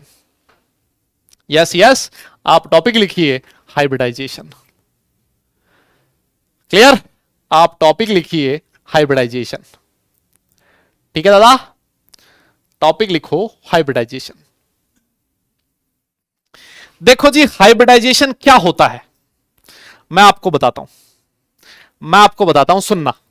वही BF3 वाला एग्जांपल लेने जा रहा हूं मैं तुम्हें, मैं तुम्हारे सामने BF3 का ही एग्जांपल लिखूंगा, ठीक है? हाँ, BF3 का एग्जांपल देके प्रूव करने वाला हूं 120 डिग्री का एंगल कैसे हुआ। सुनियो अच्छे से, 120 डिग्री प्रूव करने वाला हूं, अच्छे से सुनना। देखो BF3 वापस से मैंने लिख दिया, बोरोन है सेंट्रल एटम, है ना, ये हमें पहले से पता है, हम लोगों ने वीएसीपीआर में पढ़ लिया था, हम लोगों ने वीएसीपीआर में पढ़ लिया था कि भाई एंगल होता है इसमें कितना 120 डिग्री का, है ना, और ये ज्योमेट्री होती है ट्राइगोनल प्लेनर, ये हम लोगों ने पहले ही पढ़ लिया था। ठीक है, आओ देखो आओ सर, बोरोन का इलेक्ट्रॉनिक कॉन्फ़िगरेशन आपने बताया था अभी थोड़ी देर पहले, और हम लोगों की याददाश्त इतनी तो तेज है, तो ये बेटा मैं लिख रहा हूं उसकी ग्राउंड स्टेट। ठीक है, तो ग्राउंड स्टेट में तो 2s में 2 इलेक्ट्रॉन होंगे, है ना, और 2p में 1 इलेक्ट्रॉन होगा, बिल्कुल होगा सर, है ना सर, एक ही बॉन्ड बना पाएगा सर, हमें 3 बनवाने हैं। इसका मतलब क्या होगा, इसका मतलब इसको फर्स्ट एक्साइटेड स्टेट में भेजना पड़ेगा। सर भेज देते हैं, फर्स्ट एक्साइटेड स्टेट में भेज दिया सर, 2s में 1 इलेक्ट्रॉन रह गया, और सर 2p में, सर 2p में 3 इलेक्ट्रॉन हो गए। अब सुनना, अब सुनना, अगर यहां पर तुमने समझ लिया ना ये चीज, अगले 5 मिनट में जो चीज मैं समझाने जा रहा हूं ना, अगले 5 मिनट में मैं जो चीज समझाने जा रहा हूं, अगर तुमने वो चीज समझ ली ना, इसका मतलब तुम्हें सारा हाइब्रिडाइजेशन समझ में आ गया। और अगर ये 5 मिनट तुमने मजाक में निकाल दिए तो तुम्हें पूरा हाइब्रिडाइजेशन समझने में बहुत दिक्कत आने वाली है। तो एकदम साइलेंट होके मुंह पे उंगली रख के, है ना, एक बार इसको अच्छे से देख लो। अरे बेटा बोर्ड पे जो भी लिखा होता है ना, सब लिखना होता है भाई, बोर्ड पे जो भी लिखा होता है सब कुछ लिखना होता है यार, तुम लोग कैसी बात कर रहे हो। अब हर चीज के लिए तुम पूछते हो सर ये लिखना है, सर ये लिखना है, सर ये लिखना है, पहले लिखते नहीं हो, है ना, और जब टॉपिक हो जाता है फिर उसके बाद कहते हो सर हमने लिखा नहीं। अरे भाई मतलब, हाँ आओ सुनो, देखो वीबीटी क्या कह रहा था, वीबीटी कह रहा था कि ये ऑर्बिटल है, 3 ऑर्बिटल, तीनों के पास 1-1 इलेक्ट्रॉन प्रेजेंट है। ठीक है, 1-1 इलेक्ट्रॉन प्रेजेंट है, आपका फ्लोरीन आएगा, और फ्लोरीन क्या करेगा, इसके साथ ओवरलैप कर लेगा, फ्लोरीन इसके साथ ओवरलैप कर लेगा, फ्लोरीन इसके साथ ओवरलैप कर लेगा, direct pure 2s orbital fluorine के p ऑर्बिटल के साथ ओवरलैप कर लेगा, इसके भी दोनों ऑर्बिटल फ्लोरीन के 2 ऑर्बिटल्स के साथ ओवरलैप कर लेंगे। ये वीबीटी कहता था, हाइब्रिडाइजेशन ने बोला नहीं, ओवरलैपिंग से पहले एक और चीज होगी। क्या कहा हाइब्रिडाइजेशन ने, बोला भैया डायरेक्ट ओवरलैपिंग नहीं होगी, अभी रुको आप, अभी रुको, ओवरलैपिंग यहां नहीं होगी। तो भाई क्या होगा, हाइब्रिडाइजेशन ने कहा कि देखो सबसे पहले आपको क्या करना है, ये जो 3 ऑर्बिटल है ना, इनकी इंटरमिक्सिंग करनी है। ओ भाई साहब, जो जो ऑर्बिटल बॉन्ड फॉर्मेशन में काम में आ रहे हैं, ऑब्वियस है हमने समझ लिया कि 3 ऑर्बिटल काम में आएंगे। सर ये जो 3 ऑर्बिटल है, इन तीनों ऑर्बिटल्स को, जो ऑर्बिटल बॉन्ड फॉर्मेशन में काम में आ रहे हैं, सर इनको एक मिक्सी में डालो और एकदम से मिक्स कर दो, मिक्सी ऑन कर दो एकदम फुल स्पीड पे। तो क्या होगा सर, होगा कुछ ऐसा, ये जो तीनों ऑर्बिटल हैं सर, ये तीनों ऑर्बिटल क्या होंगे सर, ये तीनों ऑर्बिटल हो जाएंगे आपके इंटरमिक्स। तीनों ऑर्बिटल की क्या हो जाएगी, इंटरमिक्सिंग हो जाएगी। सुनना मेरी बात, जो s ऑर्बिटल था उसका शेप ऐसा होता है, जो p ऑर्बिटल है उसका जो शेप है वो ऐसा होता है, आप लोग जानते हो इस चीज को, है ना। ये है बिफोर इंटरमिक्सिंग। ये कैसे है, बिफोर इंटरमिक्सिंग। जब आप इन लोगों को इंटरमिक्स कर दोगे तो इंटरमिक्सिंग के बाद बनते हैं हाइब्रिड ऑर्बिटल्स। इंटरमिक्सिंग के बाद जो नए ऑर्बिटल्स बनते हैं उनको क्या बोला जाता है बेटा, हाइब्रिड ऑर्बिटल्स। क्या बोला जाता है, हाइब्रिड ऑर्बिटल्स। तो सर इस केस में जब आप s और p को इंटरमिक्स करोगे तो आपके हाइब्रिड ऑर्बिटल्स बनेंगे, और जो हाइब्रिड ऑर्बिटल होता है उसकी शक्ल दिखने में ऐसी होती है। बेटा हाइब्रिड ऑर्बिटल को हमेशा इस तरह से दिखाया जाता है, ठीक है, हाइब्रिड ऑर्बिटल को इस तरह से दिखाया जाता है, एक लोब बड़ा एक लोब छोटा। कोई बोले ये क्यों हुआ, कैसे हुआ, हमें नहीं पता, हमें तो ये बोला गया है कि भैया हाइब्रिड ऑर्बिटल को इस तरह से दिखाना है, हमने इस तरह से दिखाया, ठीक है। तो ये है महाराज हाइब्रिड ऑर्बिटल। जब आपने ऑर्बिटल इंटरमिक्स किए, उससे पहले ये थे, इंटरमिक्सिंग के बाद ये बन गए। जितने भी ऑर्बिटल की इंटरमिक्सिंग होती है, आफ्टर इंटरमिक्सिंग सारे के सारे ऑर्बिटल एक जैसे हो जाते हैं इस तरह के। इंटरमिक्सिंग से पहले उनकी शेप अलग होती है, लेकिन आफ्टर इंटरमिक्सिंग उन सब की शेप ऐसी हो जाती है। मेरी बात समझ में आ रही? यस। तो एक चीज देखो, एक चीज देखो, सर यहां पर कितने ऑर्बिटल की इंटरमिक्सिंग हुई है, एक बार बताइए। यहां पर बेटा कितने ऑर्बिटल की इंटरमिक्सिंग हुई है? सर 3 ऑर्बिटल इंटरमिक्स हुए, 1, 2 और 3। सर 3 ऑर्बिटल की इंटरमिक्सिंग हुई है तो आफ्टर इंटरमिक्सिंग 3 नए हाइब्रिड ऑर्बिटल्स बनेंगे। क्या होगा? 3 नए हाइब्रिड ऑर्बिटल्स बनेंगे। ठीक है सर, समझ लिया। जितने ऑर्बिटल इंटरमिक्स होते हैं उतने ही नए ऑर्बिटल बनते हैं। ठीक है, जैसे अगर मान लो यहां 2 ऑर्बिटल इंटरमिक्स होते तो 2 नए ऑर्बिटल बनते, अगर 3 ऑर्बिटल इंटरमिक्स होंगे तो 3 नए ऑर्बिटल बनेंगे, अगर 4 ऑर्बिटल इंटरमिक्स होते तो 4 नए ऑर्बिटल बनते। ठीक है ना? तो सर 3 नए ऑर्बिटल बनेंगे, मान लिया। अब होगा क्या? ये तीनों नए ऑर्बिटल्स एक दूसरे से मैक्सिमम डिस्टेंस पे अरेंज होंगे पहले। क्या होगा? ये जो 3 हाइब्रिड ऑर्बिटल्स हैं ये एक दूसरे से मैक्सिमम डिस्टेंस पे अरेंज होंगे। आप बोलोगे सर क्यों अरेंज होंगे? बेटा उसका रीजन ये है कि जब मैक्सिमम डिस्टेंस पे होंगे तो उनके बीच रिपल्शन कम होगा। यस, और मुझे बताओ, अगर 3 ऑर्बिटल्स को एक दूसरे से मैक्सिमम डिस्टेंस पे अरेंज होना है तो उनके बीच एंगल कितना होना चाहिए? अगर 3 ऑर्बिटल्स को एक दूसरे से मैक्सिमम डिस्टेंस पे अरेंज होना है तो सर उनके बीच जो एंगल है वो होना चाहिए 120 डिग्री का। यस, उनके बीच जो एंगल है वो कितना होना चाहिए? 120 डिग्री का। ये देखो, ये 3 हाइब्रिड ऑर्बिटल्स हैं, ये तीनों हाइब्रिड ऑर्बिटल एक दूसरे से 120 डिग्री पे अरेंज हो गए। अभी तक बॉन्ड फॉर्मेशन नहीं हुआ है, अभी तक बॉन्ड फॉर्मेशन नहीं हुआ है। अभी तक जो सेंट्रल एटम था उसके जो एटम्स है, जिसके जो हाइब्रिड ऑर्बिटल्स हैं वो एक दूसरे से मैक्सिमम डिस्टेंस पे अरेंज हुए हैं। अब क्या होगा? अब होगा सर, इनका जो पड़ोसी है फ्लोरीन, फ्लोरीन कौन सा ऑर्बिटल काम में लेता है बॉन्ड फॉर्मेशन में? पी ऑर्बिटल, ऑब्वियस सी बात है। तो अब फ्लोरीन क्या करेगा? इस हाइब्रिड ऑर्बिटल के साथ ओवरलैप करेगा। यह है फ्लोरीन। सर फ्लोरीन इस हाइब्रिड ऑर्बिटल के साथ ओवरलैप करेगा। यह है फ्लोरीन। सर फ्लोरीन इस हाइब्रिड ऑर्बिटल के साथ ओवरलैप करेगा। यह है फ्लोरीन। और इस ओवरलैपिंग से एक बॉन्ड यहां बन गया, एक बॉन्ड यहां बन गया, एक बॉन्ड यहां बन गया। आप देख पा रहे हो इन तीनों बॉन्ड्स के बीच जो एंगल है वो उतना ही होगा जितना कि इन ऑर्बिटल्स के बीच एंगल है, और वो कितना है? 120 डिग्री का। क्या आपको मेरी बात समझ में आई? तो ये हमने समझा दिया कि BF3 में बॉन्ड एंगल कैसे हो गया 120 डिग्री का। इतना जबरदस्त कॉन्सेप्ट है, इतनी प्यारी चीज है ना? जो बच्चा ईमानदारी से सुन रहा है ना उसको एकदम जबरदस्त मजा आया होगा, एकदम जोरदार मजा आया। बोले सर क्या मतलब? और जो लोग यहां कमेंट कर रहे हैं कि कितना टाइम बचा है, वो टाइम तो मैं डिसाइड करूंगा कितना टाइम बचा है, और मैं तुम्हें आज बताऊंगा कि ये मिनट जो लिख रहे हो ना इसका कितना बड़ा नुकसान तुम्हें उठाना पड़ सकता है। ये चीज आपको आज पता लगेगी, है ना? अभी रुकना तुम, अभी तुम रो ना दो ना आज तो मुझे कहना, है ना? आज के बाद तुम कभी नहीं लिखोगे यहां पर कितना टाइम बचा हुआ है।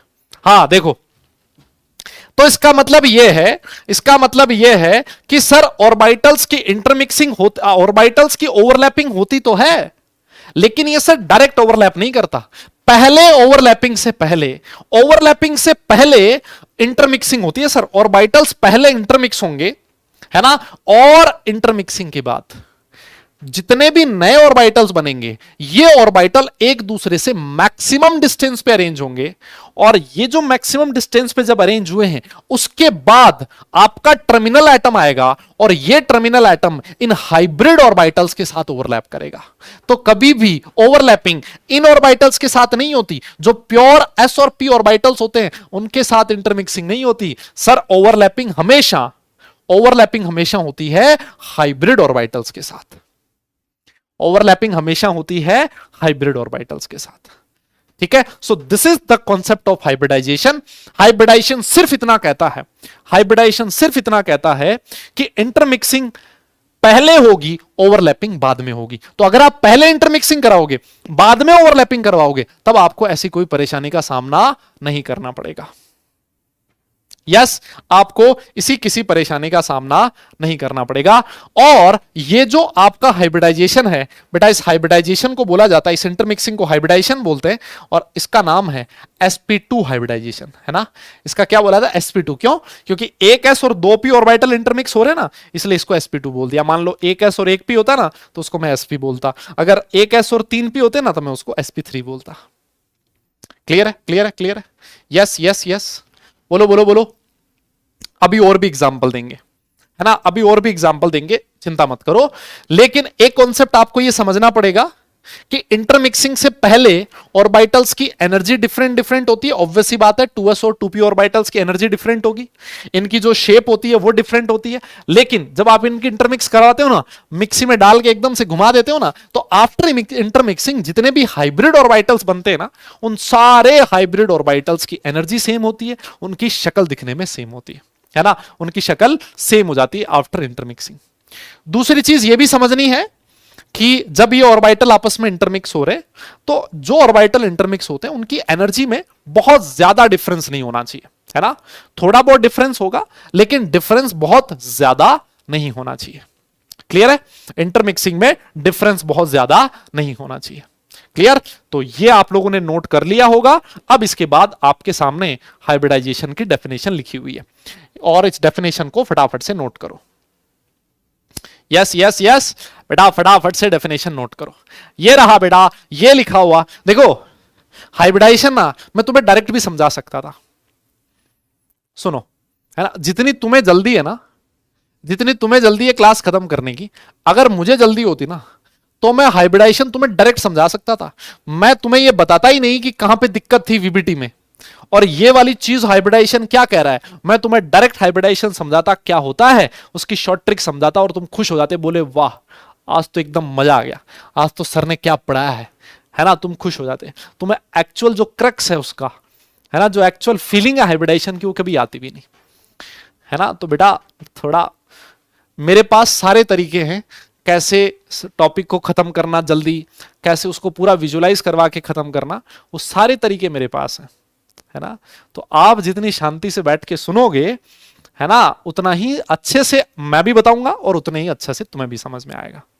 ठीक है, हाँ आइए, तो देखो यही लिखा है, the intermixing of different atomic orbitals, है ना, intermixing of different atomic orbitals of approximately equal energy level. मैंने बोला ना लगभग इक्वल एनर्जी होती है जिन ऑर्बिटल की इंटरमिक्सिंग होती है, to produce hybrid orbitals before bond formation, है ना बेटा। देखो ओवरलैपिंग से पहले इंटरमिक्सिंग हुई थी, बॉन्ड फॉर्मेशन से पहले इंटरमिक्सिंग होती है, ये मैं आपको समझा चुका हूं, है ना। Before bond formation is called as hybridisation. इसको क्या बोला जाता है बेटा, हाइब्रिडाइजेशन कहा जाता है। क्लियर, अच्छा अब देखो कुछ फीचर्स है हाइब्रिडाइजेशन के, है ना। हाइब्रिडाइजेशन में क्या क्या खास बातें हैं, यस यस, हाइब्रिडाइजेशन की क्या क्या खास बातें हैं जिनको मैंने लिखा है फीचर्स ऑफ हाइब्रिडाइजेशन। ठीक है, ये बेटा अगर आप साथ साथ नोट कर पाओ तो अच्छी बात है, अगर आप साथ साथ नोट नहीं कर पाओ तो क्लास जैसे ही खत्म हो जाती है आराम से फिर उसके बाद नोट कर लेना। ठीक है, ठीक है, जैसे ही क्लास खत्म हो जाए फिर उसके बाद आप नोट कर लेना। यस, हाँ देखो सबसे पहला फीचर क्या है कि जो नंबर ऑफ हाइब्रिड ऑर्बिटल्स होते हैं is equal to number of atomic orbitals that get hybridise. ये हम लोग पहले ही बात कर चुके हैं कि जितने ऑर्बिटल इंटरमिक्स होंगे उतने ही नए ऑर्बिटल्स का फॉर्मेशन होगा, ये चीज तो हम लोग लिख चुके हैं। बहुत बढ़िया सर, सेकंड पॉइंट भी मैं आपको समझा चुका हूं क्या, कि जो हाइब्रिडाइज ऑर्बिटल्स होते हैं वो हमेशा equivalent in energy and shape होते हैं, ये तो मैं समझा दिया भाई। जो ऑर्बिटल इंटरमिक्सिंग के बाद बनेंगे सारे शक्ल दिखने में एक जैसी होगी, आप पहचान ही नहीं पाओगे कि कौन सा कैसा था। ठीक है, ये वाला पॉइंट भी हम लोग समझ चुके हैं। तीसरा पॉइंट देखो, लिखता है कि जो हाइब्रिड ऑर्बिटल्स होते हैं वो ज्यादा स्टेबल बॉन्ड का फॉर्मेशन करते हैं as compare to pure orbitals. आप बोलोगे सर ये प्योर ऑर्बिटल का क्या मतलब है, जैसे देखो इधर इस एग्जांपल को समझो, जो बॉन्ड बना है ना, बॉन्ड किसके साथ बना है, हाइब्रिड ऑर्बिटल के साथ बना है ना। ये जो प्योर एस और पी ऑर्बिटल्स है ना, इनके साथ बॉन्ड नहीं बना। मेरी बात तुम्हें समझ में आ रही है क्या भाई लोगों? यस यस यस दादा, ये बात समझ में आ रही है? जो तीसरा पॉइंट लिखा है ना, उसका मतलब क्या है, वो ये कहता है भाई बॉन्ड किसके साथ बन रहा है, हाइब्रिड ऑर्बिटल के साथ बॉन्ड बन रहा है। क्या इन प्योर ऑर्बिटल्स के साथ बन रहा है? नहीं सर, ये प्योर ऑर्बिटल तो बचे ही नहीं, इनको तो हमने इंटरमिक्स करवा दिया था। तो अगर आपका बॉन्ड हाइब्रिड ऑर्बिटल के साथ बन रहा है, दैट मींस हाइब्रिड ऑर्बिटल्स ज्यादा स्ट्रॉन्ग बॉन्ड बनाते हैं as compare to these pure orbitals, है ना, as compare to these pure orbitals. तभी आपका बॉन्ड फॉर्मेशन हाइब्रिड ऑर्बिटल के थ्रू हो रहा है। क्लियर? अरे समझ में आई बात है ना? ये वाला जो पॉइंट है ये आपसे ये कहना चाहता है, समझ गए आप? ओके, फिर उसके बाद देखो चौथा पॉइंट क्या कह रहा है, ये मैं आपको समझा चुका हूं, ये मैं आपको समझा चुका हूं कि ये जो हाइब्रिड ऑर्बिटल्स होते हैं ये एक दूसरे से मैक्सिमम डिस्टेंस पे रहना चाहते हैं, मैक्सिमम डिस्टेंस पे रहना चाहते हैं। क्यों? To have minimum repulsion between electron pair and have a stable arrangement, है ना? यही तो मैंने बोला था भाई, तीन ऑर्बिटल आपस में इंटरमिक्स हुए थे, ये तीन ऑर्बिटल एक दूसरे से मैक्सिमम डिस्टेंस पे रहना चाहते हैं, और ये जो मैक्सिमम डिस्टेंस है तीन ऑर्बिटल्स के बीच वो कितनी होगी? 120 डिग्री की होगी। यस, क्लियर है बेटा? समझ में आ गई मेरी बात? अरे हाँ ना बोलो, क्या ये चीज सही है ना? सारे पॉइंट समझ में आ गए आप लोगों को? क्लियर? तो बेटा अगर आपने नोट कर लिया ना ये तो ठीक है, अगर आपने नोट नहीं किया कोई बात नहीं, इसको आप घर पे नोट कर लेना। इससे पहले मैं एक छोटी सी चीज और समझा देता हूं, है ना?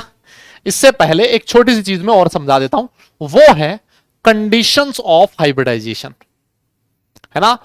हाइब्रिडाइजेशन की कंडीशन क्या क्या होती हैं? क्लियर? हाँ, कंडीशंस ऑफ हाइब्रिडाइजेशन क्या क्या होती है? देखो, सबसे पहली कंडीशन तो यही लिखी है कि इंटरमिक्सिंग बेटा हाइब्रिडाइजेशन उन्हीं ऑर्बिटल्स का होता है जो कि वैलेंस शेल में प्रेजेंट होते हैं। आप बोलोगे सर ये तो होना ही है। अरे भैया, बॉन्ड फॉर्मेशन किसके थ्रू होता है? सर वैलेंस शेल के जो इलेक्ट्रॉन्स होते हैं वही बॉन्ड फॉर्मेशन में पार्टिसिपेट करते हैं, तो ऑब्वियस है कि भाई वही ऑर्बिटल्स हाइब्रिडाइज होंगे जो ऑर्बिटल कहां प्रेजेंट है? वैलेंस शेल में प्रेजेंट है। यस, सबसे पहली चीज कहता है कि जिन ऑर्बिटल की इंटरमिक्सिंग हो रही है ना उनकी एनर्जी ऑलमोस्ट इक्वल होनी चाहिए। ये तो मैं पहले ही बता चुका हूं, लगभग सिमिलर एनर्जी वाले ऑर्बिटल्स की इंटरमिक्सिंग होती है ना, बहुत ज्यादा डिफरेंस नहीं होना चाहिए। क्लियर? ये वाला पॉइंट भी हम लोग समझ चुके हैं। अच्छा, एक पॉइंट और लिखा है कि promotion of electron is not essential condition prior to hybridisation. ये वाला पॉइंट समझ में आया क्या तुम्हें भाई लोगों? दादा, ये वाला पॉइंट समझ में आया क्या? ये वाला पॉइंट समझ में आया क्या कि promotion of electron is not essential condition prior to hybridisation. Promotion of electron का मतलब है एक्साइटेशन। देखो यहां पर हमने क्या किया, इंटरमिक्सिंग से पहले इलेक्ट्रॉन को एस से पी में क्या किया था? प्रमोट किया था। This is promotion of electron. तो बहुत सारे लोग ऐसा सोच लेते हैं, बहुत सारे लोग ऐसा सोच लेते हैं कि इसका मतलब यह है कि जब जब हाइब्रिडाइजेशन होगा, जब जब इंटरमिक्सिंग होगी, उससे पहले हमेशा प्रमोशन होगा, है ना? ऐसे लोग दिमाग में बिठा लेते हैं, हालांकि ऐसा मैंने नहीं बोला, है ना? तो इसने लिख भी दिया, मैंने इस पॉइंट को इंक्लूड भी कर दिया है कि अगर मान लो हाइब्रिडाइजेशन हो तो ये प्रमोशन हो भी सकता है, प्रमोशन नहीं भी हो सकता। जरूरी नहीं है कि हर बार एक्साइटेशन हो, कई बार ऐसा भी होगा कि इंटरमिक्सिंग ग्राउंड स्टेट में ही हो जाएगी। वो तो डिपेंड करता है कि आपके सेंट्रल एटम को बॉन्ड कितने बनाने हैं, उसके रिक्वायरमेंट के अकॉर्डिंग। अगर वो ग्राउंड स्टेट में उतने बॉन्ड बना पा रहा है तो हाइब्रिडाइजेशन ग्राउंड स्टेट में हो जाएगा। अगर मान लो ग्राउंड स्टेट में नहीं हो रहा तो आपको एक्साइट करवाना पड़ेगा, फिर उसके बाद हाइब्रिडाइजेशन होगा। अब तो समझ में आ गई बात? दादा क्लियर है? एक बार बोलो यस नो। ये वाला पॉइंट समझ में आया ना? अरे बोलो हाँ ना। हाँ, एग्जाम्पल दूंगा अभी आगे। जब हम लोग टाइप ऑफ वो लिखेंगे ना, टाइप ऑफ हाइब्रिडाइजेशन, तब मैं आपको एग्जाम्पल दूंगा कि कहां कहां पर एक्साइटेशन की जरूरत नहीं पड़ी थी, है ना? अभी एग्जाम्पल दूंगा, अभी आप इस पॉइंट को ध्यान में रखें बस। जब हम लोग टाइप्स के बारे में पढ़ेंगे तब ये चीज सीख लेंगे, ठीक है? और देखो लास्ट वाला पॉइंट क्या लिखा है। देखो हमने इंटरमिक्सिंग करवाई ना, हमने ऑर्बिटल्स की इंटरमिक्सिंग करवाई, तो हमने देखा इस वाले ऑर्बिटल में एक इलेक्ट्रॉन है, इस ऑर्बिटल में एक इलेक्ट्रॉन है, इस ऑर्बिटल में एक इलेक्ट्रॉन है, मतलब ये तीनों के तीनों ऑर्बिटल्स ही हाफ फिल्ड हैं। दिख रहा है आपको? भाई एक ऑर्बिटल में दो इलेक्ट्रॉन आ सकते हैं, और यहां पर सर हर ऑर्बिटल में एक एक इलेक्ट्रॉन प्रेजेंट है। तो बहुत सारी जनता ये सोच लेती है कि इसका मतलब यह है कि जब जब हाइब्रिडाइजेशन होगा तब तब ये आपके हाफ फिल्ड ऑर्बिटल होने चाहिए। बहुत सारे लोग ऐसे दिमाग में बिठा लेते हैं कि भैया हाफ फिल्ड होगा ना जिन ऑर्बिटल्स में, वही ऑर्बिटल की इंटरमिक्सिंग होगी, हाइब्रिडाइजेशन वही होगा। नहीं, ऐसा जरूरी नहीं है भाई, ऐसा जरूरी नहीं है। कई बार हम लोग देखेंगे कि इस ऑर्बिटल में 2 इलेक्ट्रॉन है, ये फील्ड ऑर्बिटल है, फिर भी ये हाइब्रिडाइजेशन में पार्टिसिपेट करेगा। और कई बार ऐसे भी देखेंगे कि इस ऑर्बिटल में इलेक्ट्रॉन ही नहीं है, वैकेंट ऑर्बिटल पूरा का पूरा खाली है, फिर भी वो हाइब्रिडाइजेशन में पार्टिसिपेट करेगा। समझे क्या दादा? हाँ ना बोलो। यस। तो ऐसी कोई गलत फहमी आपको नहीं पालनी। और तुम्हें बताइए, कुछ भी पालो भाई, गलत फहमी मत पालो, है ना, वो सबसे ज्यादा परेशान करती है। तो हमेशा ध्यान रखो, जरूरी नहीं है कि एक्साइटेशन होने के बाद हाइब्रिडाइजेशन हो। दूसरी चीज, ये भी जरूरी नहीं है कि हाफ फील्ड ऑर्बिटल ही हाइब्रिडाइजेशन में पार्टिसिपेट करें। आपके जो ऑर्बिटल्स हैं जिनमें कई बार फुली फिल्ड ऑर्बिटल भी हाइब्रिडाइजेशन में पार्टिसिपेट कर लेता है, कई बार वैकेंट ऑर्बिटल भी हाइब्रिडाइजेशन में पार्टिसिपेट कर सकता है ना। जो लास्ट वाला पॉइंट लिखा है वो यही लिखा है, लास्ट वाला पॉइंट जो लिखा है वो यही लिखा है। देखो, it is not necessary that only half filled orbitals participate in hybridisation. In some cases filled orbitals और vacant orbitals take part in hybridisation. दादा बोलो, समझ में आई बात? तो वो कंडीशन अलग अलग होती है, कब हाफ फिल्ड ऑर्बिटल पार्टिसिपेट करेंगे, कब आपके फुली फिल्ड करेंगे, कब आपके वैकेंट करेंगे, है ना। तो देखो, ये जो वैकेंट ऑर्बिटल वाला केस है ना बेटा, ये वैकेंट ऑर्बिटल वाला केस 12th क्लास में पढ़ेंगे हम लोग, कक्षा 12, है ना। आप में से बहुत सारे लोग ऐसे होंगे, आप में से बहुत सारे लोग ऐसे होंगे जिनको कक्षा 12 में आने का मौका मिलेगा, है ना। वो जो लोग 12th क्लास में पहुंच पाएंगे वो लोग ये समझेंगे कि कहां पर वैकेंट ऑर्बिटल हाइब्रिडाइजेशन में पार्टिसिपेट कर सकते हैं, है ना। वरना आपको ये मौका नहीं मिलेगा, है ना। वो कुछ लोगों को नहीं मिलेगा, है ना। कुछ लोग रहेंगे जो 11th दोबारा पढ़ेंगे, बोले सर समझ नहीं आया था एक बार में, सर पूरा 11th पे कमांड करनी है मैं बहुत जोरदार। कोई पूछेगा ना उनसे, भाई यार तू 11th दोबारा क्यों पढ़ रहा है? उनके जूनियर जो 10th में थे वो 11th में आ जाएंगे उनके साथ, वो 11th में ही रहेगा, है ना। तो उनसे पूछेंगे भाई हाँ क्या चक्कर है बॉस, आप तो वापस 11th में? अरे यार 11th में ना ये हो गया था, वो हो गया था, है ना, मेरा पैर टूट गया था, मुझे ये हो गया था, मुझे कोविड हो गया था, 4-5 महीने में पढ़ा ही नहीं था, है ना, इस वजह से मैं दोबारा पढ़ रहा हूँ 11th यार, है ना। बेसिक्स वीक रह जाते हैं ना, फिर समझ नहीं आता आगे, 12th क्लास फिर नहीं समझ नहीं आएगी, है ना। ना परसेंटेज बनेंगे 12th में, ना जेई में कुछ होगा, है ना, इसलिए मैं दोबारा पढ़ रहा हूँ। बल्कि सच्चाई तो कुछ और होती है ना। सच्चाई तो ये होती है कि 100 में से 33 नंबर चाहिए पास होने के लिए, वही नहीं मिल पाते, है ना सर, वही नहीं मिल रहे। सच्चाई तो यही है सर, है ना, है ना, है ना। कोई कह रहा है सर हाइब्रिडाइजेशन तो ऑर्गेनिक का पार्ट है। बेटा ऑर्गेनिक में पढ़ाया जाता है हाइब्रिडाइजेशन, लेकिन ऑर्गेनिक का पार्ट ना होके इनऑर्गेनिक का ही है। आप और जब आप 12th में जाओगे ना ऑर्गेनिक, 11th की भी ऑर्गेनिक, तो तुम्हें इतना याद आएगी ना उस दिन तुम्हें इनऑर्गेनिक केमिस्ट्री की, है ना। और जिसने हाइब्रिडाइजेशन वीबीटी अच्छे से नहीं पढ़ा ना भाई, वो मुंह फाड़ फाड़ के रोएगा और कोई नहीं सुनेगा उसकी। उस दिन वो वापस लेक्चर देखेगा, बोले यार वापस जाके पढ़ लेता हूं केमिकल बॉन्डिंग, वरना यहां तो आपकी ऑर्गेनिक में भी कुछ नहीं समझ में आ रहा, है ना। पहले ही दिन जो पहला लेक्चर होगा ऑर्गेनिक का, उसमें हाइब्रिडाइजेशन कैलकुलेट करवाया जाएगा और ये बोला जाएगा तुमने हाइब्रिडाइजेशन केमिकल बॉन्डिंग में पढ़ लिया होगा। पहले ही दिन तुमसे सिग्मा और पाई बॉन्ड की कैलकुलेशन करवाई जाएगी और तुम्हें यह बोला जाएगा कि तुमने सिग्मा और पाई बॉन्ड केमिकल बॉन्डिंग में पढ़ लिया होगा। तो भाई आज भी तुम्हारे पास टाइम है, हाथ जोड़ के मैं आप लोगों से विनती कर रहा हूं, ये टॉपिक्स बहुत इंपॉर्टेंट है ना। और मैं डायरेक्ट शॉर्टकट की बजाय पूरा डिटेल आपको समझा रहा हूं। शॉर्टकट भी बताऊंगा हाइब्रिडाइजेशन कैसे निकाल सकते हो, फिर ये फूल पत्ती बनाने की जरूरत नहीं पड़ेगी तुम्हें, डायरेक्ट मेथड भी बताऊंगा। लेकिन उससे पहले कॉन्सेप्ट सिखाना जरूरी है, फिर आप डायरेक्ट मेथड बताओ, वो ज्यादा फायदा करता है।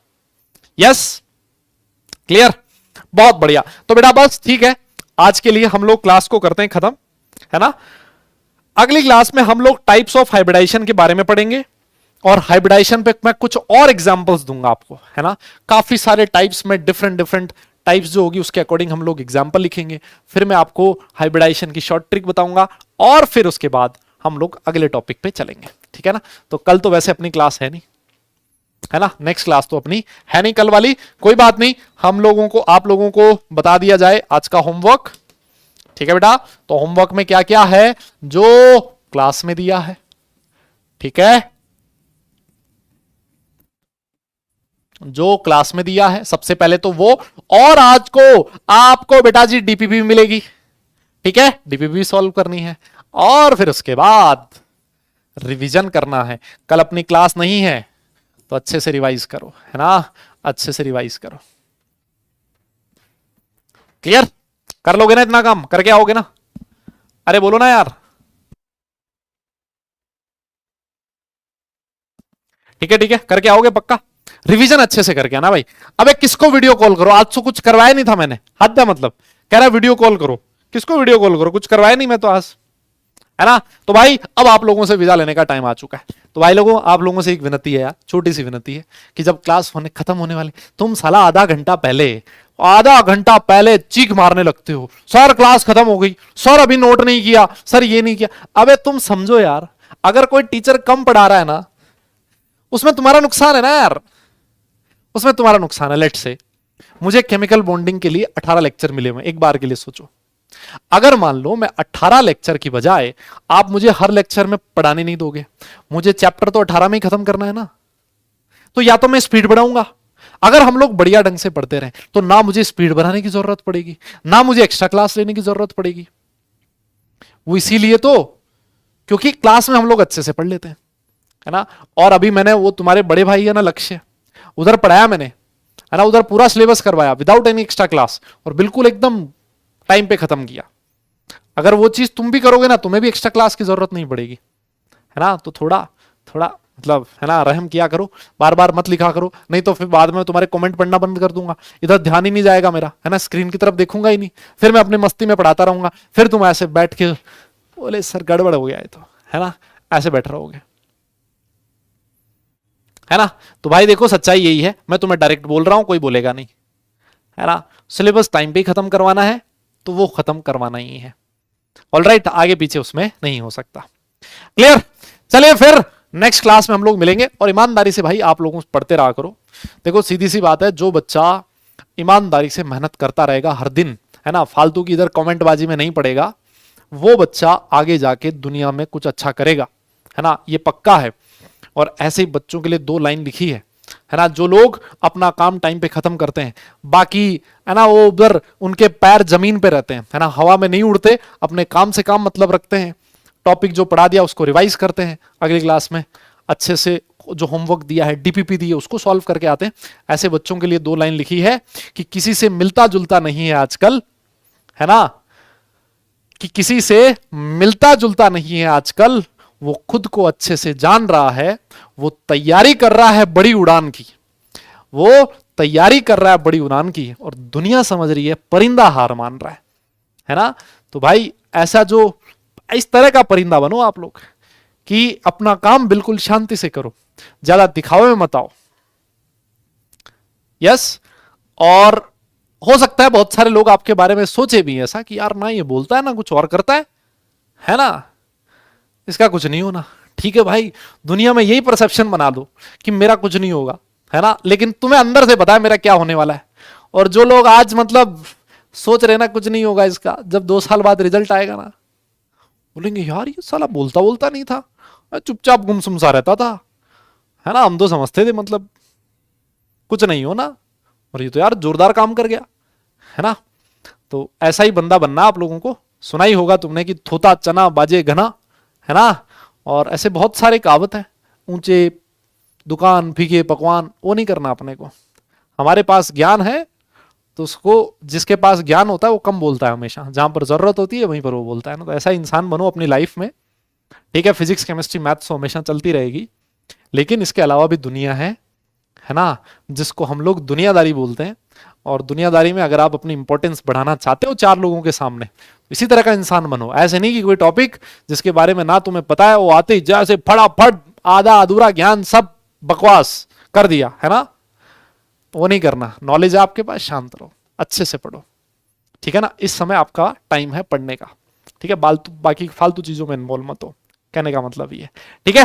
चलो ठीक है, ये हो गई ज्ञान की बात, क्योंकि कल अपनी क्लास नहीं है तो जाते जाते इतना डोज देना जरूरी था। नेक्स्ट क्लास में मिलते हैं भाई लोगों, तब तक सारे बच्चे अपना ख्याल रखें, खुश रहें, हंसते मुस्कुराते रहें, और पढ़ाई जरूर करते रहें, क्योंकि बेटा काम पढ़ने से चलेगा, सिर्फ मुस्कुराने से नहीं। चलिए फिर, tata bye bye, love you all.